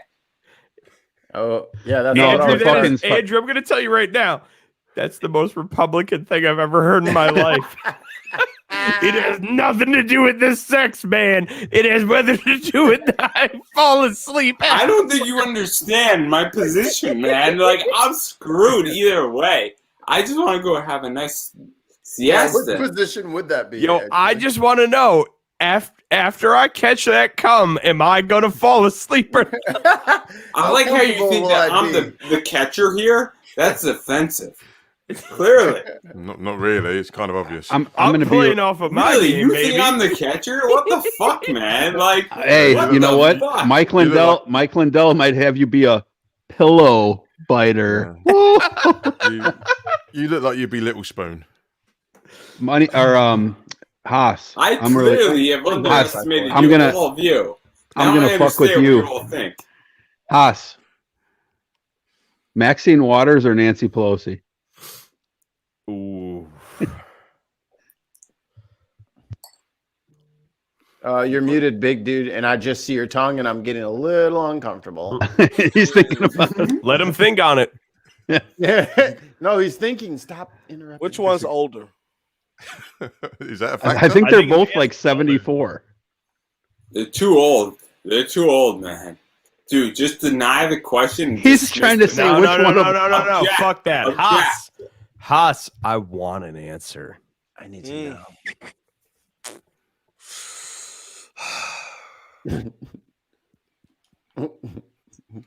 I am clearly not drinking anymore tonight. I can guarantee you that. I'm gonna marry Nancy Pelosi because and snap Maxine Waters. She will make me a damn sandwich and not say I can get my own fucking sandwich. Are you? All right. What is going on right now? No, you know what? You know what? That's I logical. I get I actually get that. Maxine, if we know Maxine be like, make your own goddamn sandwich. She is gonna get in your fucking face, man. Right. I don't need that in my life. I don't need that in See, my life. you're used to it anyway because you live in California. So we're Nancy, weekend. you recalibrate her spine. and Mikey, she's you're gonna not make off. you a You're fucking not off the sandwich. hook here, Mikey. You're not off the hook. Maria Bartiromo. Dude, who the hell is that? Come on. That is. You don't know who Maria Bartiromo is? Give him the second one, Dutch. Second one was going to be Judge Jeannie Pirro. I was going to say, give him Judge Janine Pirro. Oh man, that's a tough choice. That's skin bag. She's a proper psycho. Maria Bartiromo is a Fox News anchor in the daytime. Yeah, I don't watch Fox News because I respect myself. Oh shit! Oh shit! Mikey. Oh God, Mikey, I'm in love with you. Garbage in, garbage out. I always say. Okay, I'm gonna give you a different one. Then I'm gonna give you a different. No, because he doesn't know who they're. I said no. Before you speak, He doesn't know who that is. No, hold on. Wait a second. Does Marie always speak in that like weird accent that sounds Russian? No, they're both just horrible. But I'm gonna give him a different one. Trevor Noah or Don Lemon or Matt Dellhauer. That's an easy choice. Oh man, Dutch, you're going hard tonight, man. You're going hard tonight. So what is my what am I snapping and marrying? Yeah, just snap Mary. All right, see you later, Don. Mm-hmm. God damn easy choice. So we're not gonna get New Year's with his boyfriend? God damn it, man. Holla at your boy. Well, technically, it would have been Mikey now if he would have had New Year's with a boyfriend either way. Oh my God, it's New Year's with Mikey. So Mikey, are you prepared for that responsibility? With Trevor Noah?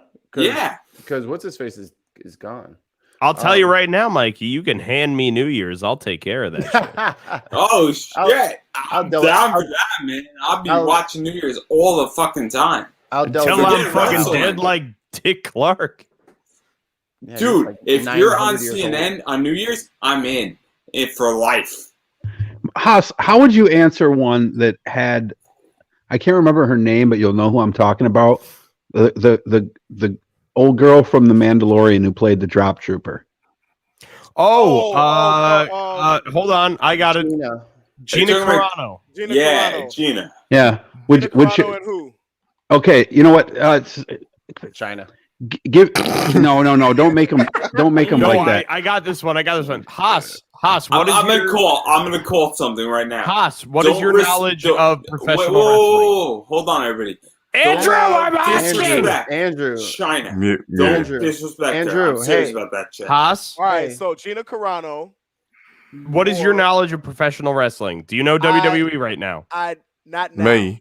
Not much now. Why? All right. If I said the name Charlotte Flair, would that mean anything? No. Bye-bye. Yeah, I'm gonna call. All right, then Andrew, go ahead. Ronda Rousey. Do not disrespect China. Ronda Rousey or Gina Carano. And Ronda Rousey, by the way, also is a yes, MAGA Republican. I know.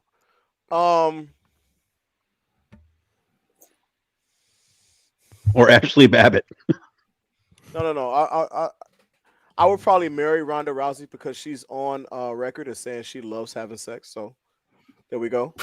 And Gina Carano, she made some crazy comments and then doubled down and didn't even try to apologize. So plus Ronda Rousey will make it a struggle for you. Ronda's a good crazy. I'm gonna tell my China story right now. So, whoa. No, I have a legit China story. So China was One night in China. Right. That was you? No. Do it, baby. Hey, man, I'm on X-Pac. Come on, man.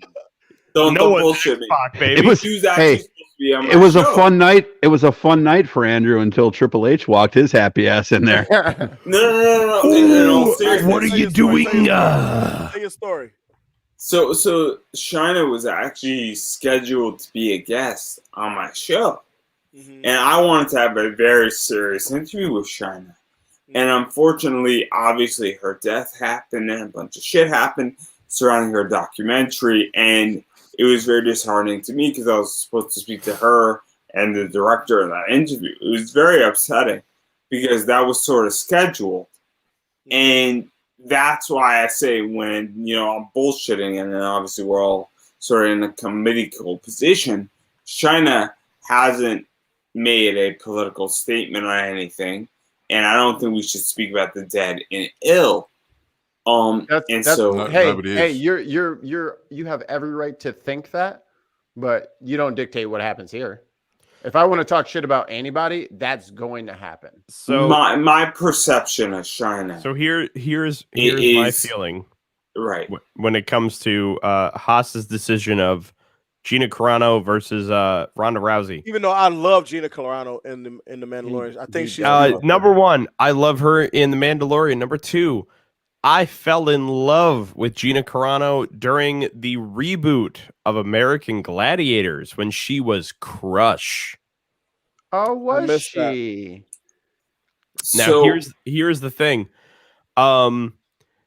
I cannot tell you how disappointed I was to hear what she had to say about her feelings on the coronavirus and the pandemic. Right. Because no. I respect your position on for the fact that, I loved her in Mandalorian. I loved her when she was in American Gladiators. And my feeling is, as a WWE fan, I did not like Ronda Rousey in what they gave her. And I mean, I'm very public about how I feel about Ronda Rousey. And that's fine. It basically boils down to, it is literally like a lizard brain feeling that if someone was like, "Hey, one of these two you have to sleep with," it's gonna be Gina.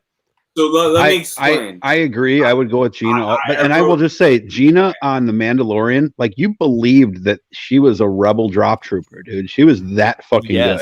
She was good. So my point I just want to make clear, because how I feel about China is very different than how I feel the other two. So I think China, I completely think is unpolitical. Where I respect China and I don't speak ill of the dead. Now, I don't think China has been political, and so I think that's a point that's dropped. Andrew, can I just ask you a question? So, Andrew, I wrote. can I finish my point first? I'm cutting in. You know, Fair enough. I'll back off. I respect. You don't speak ill of the dead. What do you think of Adolf Hitler? Exactly.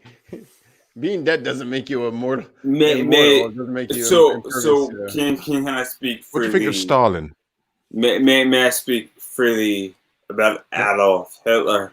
So I'm a big fan. Hey, we're streaming on the internet. No, go ahead. Let him say what he has to say. Go ahead, Andrew. You got the stage, baby. So I'm a big fan of Osamu Tezuka. And he wrote a graphic novel and a manga about Adolf. And I'm a Jew. So I think Adolf Hitler has obviously killed a lot of my people as a Jew. So I am not a fan of Adolf Hitler by any stretch of the imagination. 6 million Jews are dead, and there are not 6 million Jews in the world. So, obviously, I'm not a fan of that. Now, so you're speaking ill of him? Yeah, clearly. I think he was a horrific person. Just say my point. No. I get where you're going with this. But at the same time, I'm very conflicted. And this is an easy topic to speak how I feel. I'm very conflicted because I don't know how I'm supposed to feel about it as a person versus the entity of what the Holocaust was. And I don't know how to politely respond to this because you're clearly asking a very question that clearly creates a debate. No. It was a very pointed question. I understand. You said you will not speak ill of the dead, right? Being dead does not exonerate you from opinion. That's it. No, are you saying? Let me try to save you from yourself. Are you trying to say you don't speak ill of the recently dead? Yeah, that's what I think is where I'm going with this, and I understand I'm subjecting myself to criticism, and I'm willing to accept that criticism. Do you want to talk about the geezer who blew himself up outside the Liverpool Women's Hospital just a couple of weeks ago? I'm sorry. Could you repeat that? I missed that politely. There was a suicide bomber that blew himself up in a taxi on his way to Liverpool Women's Hospital just a couple of weeks ago in the UK. He recently died. Do you want to? Can we not speak ill of him? I don't know anything about that. I think it's. I will say this though, Wayne. I think it's a little bit different to. Like someone who is a suicide bomber So I'll to speak ill of that person than it would be someone who died of cancer. No. So let me explain my position on China. Andrew, Andrew, you're a little out of sync. So give it a second, let Wade answer, and then hop in after that. What I'm saying is, can you give me like 5 seconds before so I can get in sync? Right. What I'm saying is, you made a statement of you will not speak ill of the dead. I then put in the caveats of certain people because you made an absolute statement. You said, right, this is an absolute, I will not speak ill of the dead. And then I gave you a few caveats to adjust, so you could adjust your perspective by giving you examples that are extreme examples. Yes, they are. They're hyperbolic, but at the same time, they are giving you an out to say, actually, people can have opinions of right. Of so let me clarify my statement, if that's okay. I was supposed to have an interview with China before she committed suicide or had an OD. So that, to me, obviously I'm biased on that position. I was supposed to have an interview with China and the director of that documentary that was being funded on Kickstarter. That was supposed to happen. So naturally, I have a biased position on China. I have no position, and I don't make any regards on that position. For all those who are interested, obviously I'm biased on her. I tend to view things objectively versus subjectively. I try to do my best with that. Obviously, we are all objective. I think it's fair to say. But I think you're kind of going in circles again, and you're answering a lot of questions that weren't asked of you. I'm answering the China question. No one asked a China question, though. Yeah, there wasn't a China question. That's the part that you keep explaining that no one asked. That's literally what I'm trying to tell you. They were talking. No one. They were talking about just tough women. I feel as a interviewer that I need to answer that question. I'll be openly objective. Look who's here. Let me just, whatever question, please clarify, and I'll be happy to answer. Well, there was no question on China. The only reason why her name came up. And then you refused to answer your question. No, I didn't refuse. You got confused with us. I'm happy. We didn't to ask answer you, any question. Andrew. I've been very patient, but you're not paying attention to what other people are saying to you. So then we're ending up in the same cycle. No. I feel do anything about China. So I feel. But you've told us that you interviewed her or were scheduled to interview her. No. I was supposed to. And I feel. Yeah, fourth time now. Keep up, dude. Keep up. If you had 2 minutes. Okay. First off, I'm being very open with you, and I'm gonna be very honest. I'm trying to get here. I feel that respect to her, that I need to state that position as an interviewer. Okay. Now I'm willing to say, hey, look, guys, I maybe not understanding the question, so please clarify, and I'll be happy to answer. But the thing is, there wasn't a question on China. Like, all we did was we brought up Gina Carano and who was the other the one I brought up, Ronda Rousey, who are both like characterized as tough women, right? So we were somebody thought we were throwing in a third one, and they were like China, who would fit that same characteristic. Nobody ever asked any questions about China. Now we understand you have an emotional attachment to her because and that's fine, but nobody ever said anything about her except for the fact that she falls in the same category as Gina Carano and Ronda Rousey. Before we get too complicated, I obviously misinterpreted in that position, so I apologize, and I'm happy to answer any questions, so please clarify. I don't think we have any questions. There still isn't a China question.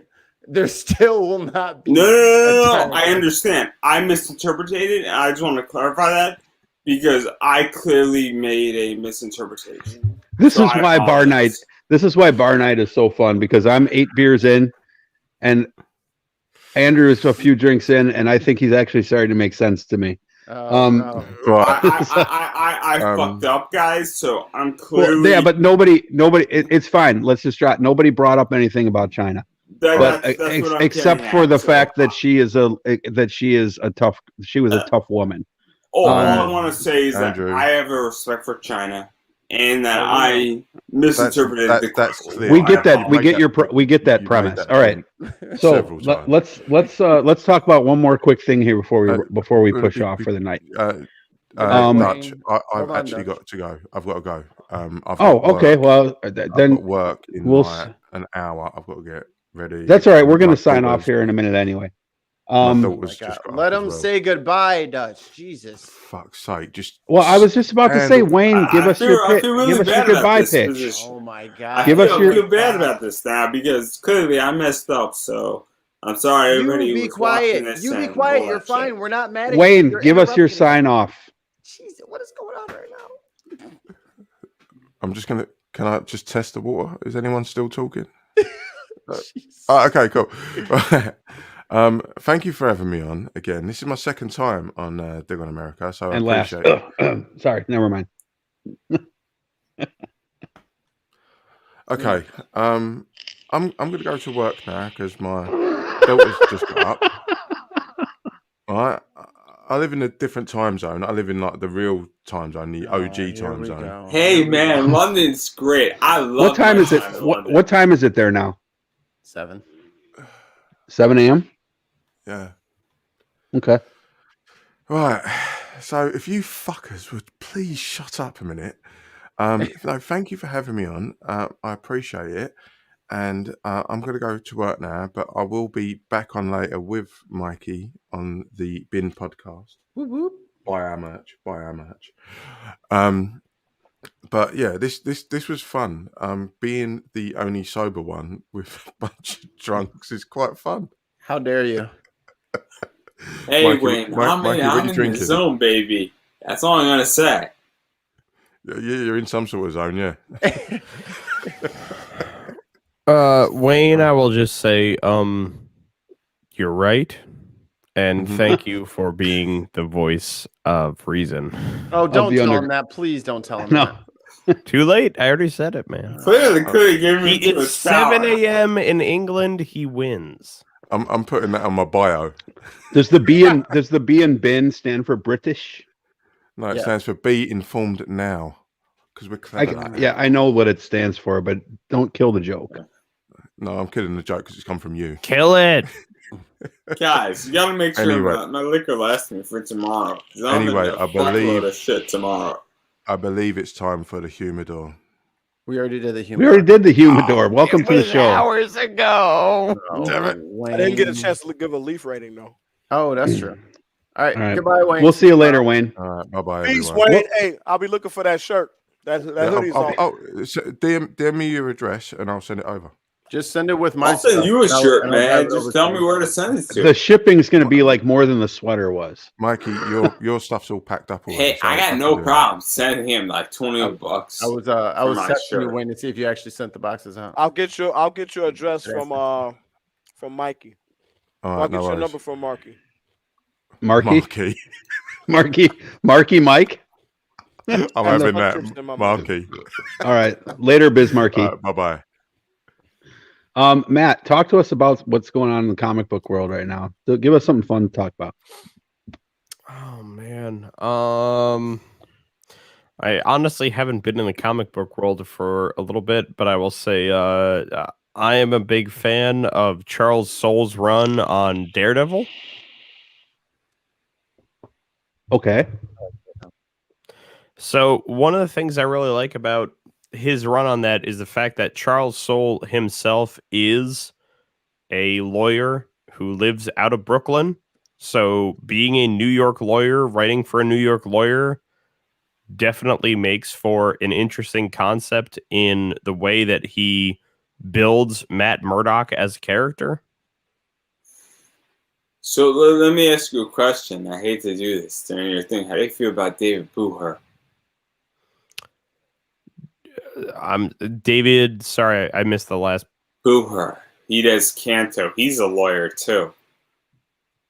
I He may does not have Canto. read, I was gonna say I may not have read his stuff though, so I honestly can't say. I've only read some of the Soul stuff from Daredevil, but what I have read I do enjoy. So who is this? Because I'm always looking for people to read. Charles Soule is a writer for Marvel. Does he do curse words by any chance? I think that is his. Yes, with Ryan Brown, right? I love Charles. I think that's him. I love Charles. Let him talk. Jeez. Sorry. I'm always looking. I'm sorry. I'm so selfish. Because I always looking for new comics to read. I don't want to mute you, but you're going over your time. Let that down. How I know. I'm so bad, Mikey. I'm so bad. You are. You're tonight. You're all right. So Matt, you're misbehaving. Quick question for you. Are you a big? Are you a? Speaking of Daredevil, are you looking forward? Like, what do you think he's coming back in that role? Because we've heard yes, we've heard no. Charlie Cox. What are your thoughts on, like, do you think he's going to show up in something? My feeling is I think he is definitely going to show up in I personally think he is going to show up in No Way Home as Matt Murdock. I don't know if he's going to be full on as Daredevil in that role though. Okay. I kind of feel the same way, but I've also heard he might show up in Hawkeye. At some point, I have heard the same, but that's one of those things of I have to get further in. I've only seen the first episode. Yeah, I haven't watched either of them. They came out today, so check out Hawkeye on Disney Plus. I will say this: I have heard not great reviews on Hawkeye, and the first episode is okay. I don't want a Hawkeye show. I don't like Hawkeye. My feeling is I don't like Jeremy Renner. Is that what it is? Is he just miscast? I think it is, because my feeling is this: I like Hawkeye, like Matt Fraction's Hawkeye comic. I really like, but Jeremy Renner as Hawkeye, it's not doing fucking it for me. hate. It's not doing it for me. Like he has. I have yet to ever meet an actor where I have had someone else describe to me they have a butt face, and my reaction is, "Oh my God, you're right." And that is how I feel Jeremy Renner as Hawkeye. Maybe they should have cast the guy who played. My girlfriend said to me, "Oh my God, Jeremy Renner has a butt face," and I went, "You are very right." That dimple in his chin is very buttish. Are you not even that? It's his whole face. He has a whole butt face. Glutamus maximus cheeks. Do you watch do you still watch the, speaking of Hawkeye and having his doppelganger in Green Arrow? Do you still watch any of the CW stuff? No. Sorry. The only thing that I do still watch is the Superman show, Superman and Lois. I've heard that's very good. It is very good. Okay, I haven't watched it yet, but I have heard. Tyler Hoechlin is one of my favorite Supermen. He is good in that role. So do you think they should that he would be a better move over to the DCEU than who am I thinking of here? I think the writing he has gotten is far better than what Henry Cavill has gotten. Henry Cavill, right. I think that the two of them could probably do just as well with the same writing. Because I like Henry Cavill as an actor, and I think he is very much wasted as Superman. Have you guys caught up with? I'm almost done now with Titans. It's on HBO Max right now. I am almost. I'm on the most recent season, about halfway in. I will admit I have not seen any of Titans. I think you'll like it. I do too, and I think I will say this: they really redeemed. Like, I didn't like the way they started out with the Starfire character. Why are you spoiling him when you just said you didn't? But I haven't spoiled anything by saying I didn't like the way that they started out with the character. But I'm the worst with Titans. I mean, I'm so far out. I love though what they've done with Starfire in the last 2 seasons. So the show itself has been the only problem I have with Titans, Mikey, is the film noir is so dark. Like, sometimes it's hard to see what the fuck's going on the screen. Like, it's super dark. That's a very old man. Oh, you mean physically? Okay. Yeah. Like, it is super, super dark. Like it's always night there. It's crazy. Look, I get it. I get it, man. I get it completely. But all right, well, what do you, why don't we have you guys pitch what you got going on, and we'll get the fuck up out of here, and I'm gonna do some more drinking. And happy Thanksgiving to all you motherfuckers who tuned in. We're gonna do drinking after hours, aren't we? I'm going to bed. I got to be at work at 6. Yeah. Oh, you have to work in the morning? Yeah. Oh, that's right. There's a big day for you guys. 2 fucking a.m., man. I gotta send you a shirt, regardless of this bet we got going on. Oh, I'm gonna get the shirt from Mikey. Don't worry about that. Let me explain. Mikey's gonna wind up sending me his address probably tomorrow morning. I'm gonna send him a shirt regardless of this bet we got going on. So he wins automatically. He is a winner. Andrew, what do you got going? Tell everybody how they can find your Pop Anime Comics. Well, if you would like to support me, and that might be changed at this point, I'm Pop Anime Comics on Facebook, Twitter, Instagram, and I just like the support. And I run a show about 4 times a week, and I interview a lot of people in comics, wrestling, voice acting, and cosplay. So please check me out, and I support everybody who does what I do. You got a voice actor right there. Indeed. Yes. What do you mean? He's a voice actor. Hi, I'm Matt Dellhauer, and I'm a voice actor. I am not a voice actor, so not hear that shit. Yeah. Matt is the voice actor. Matt is a voice actor. But I just interview people about 4 times a week, and I appreciate all the support, and I He's so drunk. interview all the cool people that are out there, and so check me out. And I'm right now technically on a 6-day vacation, so check me out, and I'll be back probably next Tuesday. Brother, I am so glad that we are on a virtual bar, because we'd totally be calling you an Uber fucking tonight. Yeah, grab his keys, y'all. Yeah, Matt, what do you got going on? What's the next? Give us a spoiler here. What's the next Jock and Nerd? What the fuck happened? And for the people that don't know, tell people what that is. So Jock and Nerd, we don't have a next what the fuck happened just yet, but it's what is that though? Tell people what that is. So what the fuck happened is episodes of the Jock and Nerd podcast where I come on and I will do a full-on recap and review of really bad comic films. We have done, I think, 16 of them at this point. But beyond that, what I tend to do is I'm a voice actor. I am a podcaster. The newest thing that I will be a part of is a company called Cape Swoosh Productions. We are going to be doing World War Wendigo by the X-Men, where I will be portraying both Logan, also known as Wolverine. Oh my god! And talk to me so much. As well as a small bit as Captain America. Beyond that, if you are looking to check out what I've done before, Cape Swoosh Productions is on YouTube. You can look them up as Cape Swoosh Productions.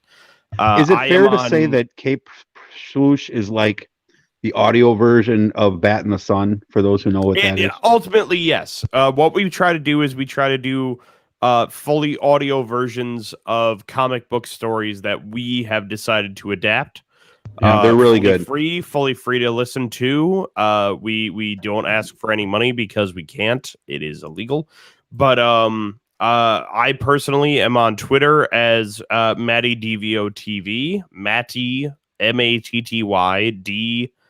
DVO as well as the same thing on Instagram, Matt Dellhauer on Facebook, or I think that's about it. I don't think I'm anywhere else. And if I am anywhere else, I don't post there.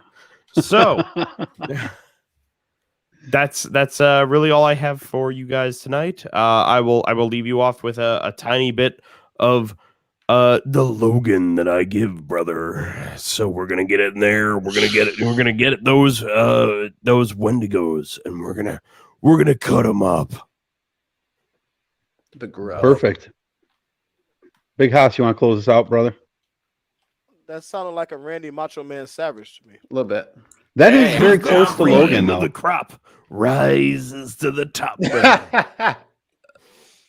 All right, in closing. It's been up here for 1,000 days. Let's talk about why what happened in the Arbery trial. Okay? It's not because the cops saw the tape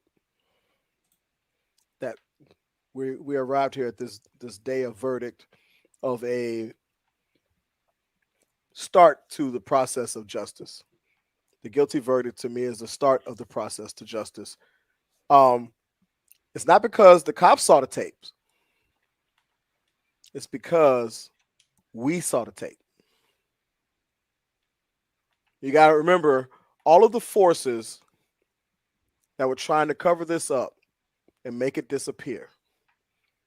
And this is just one that made it out. Think about it.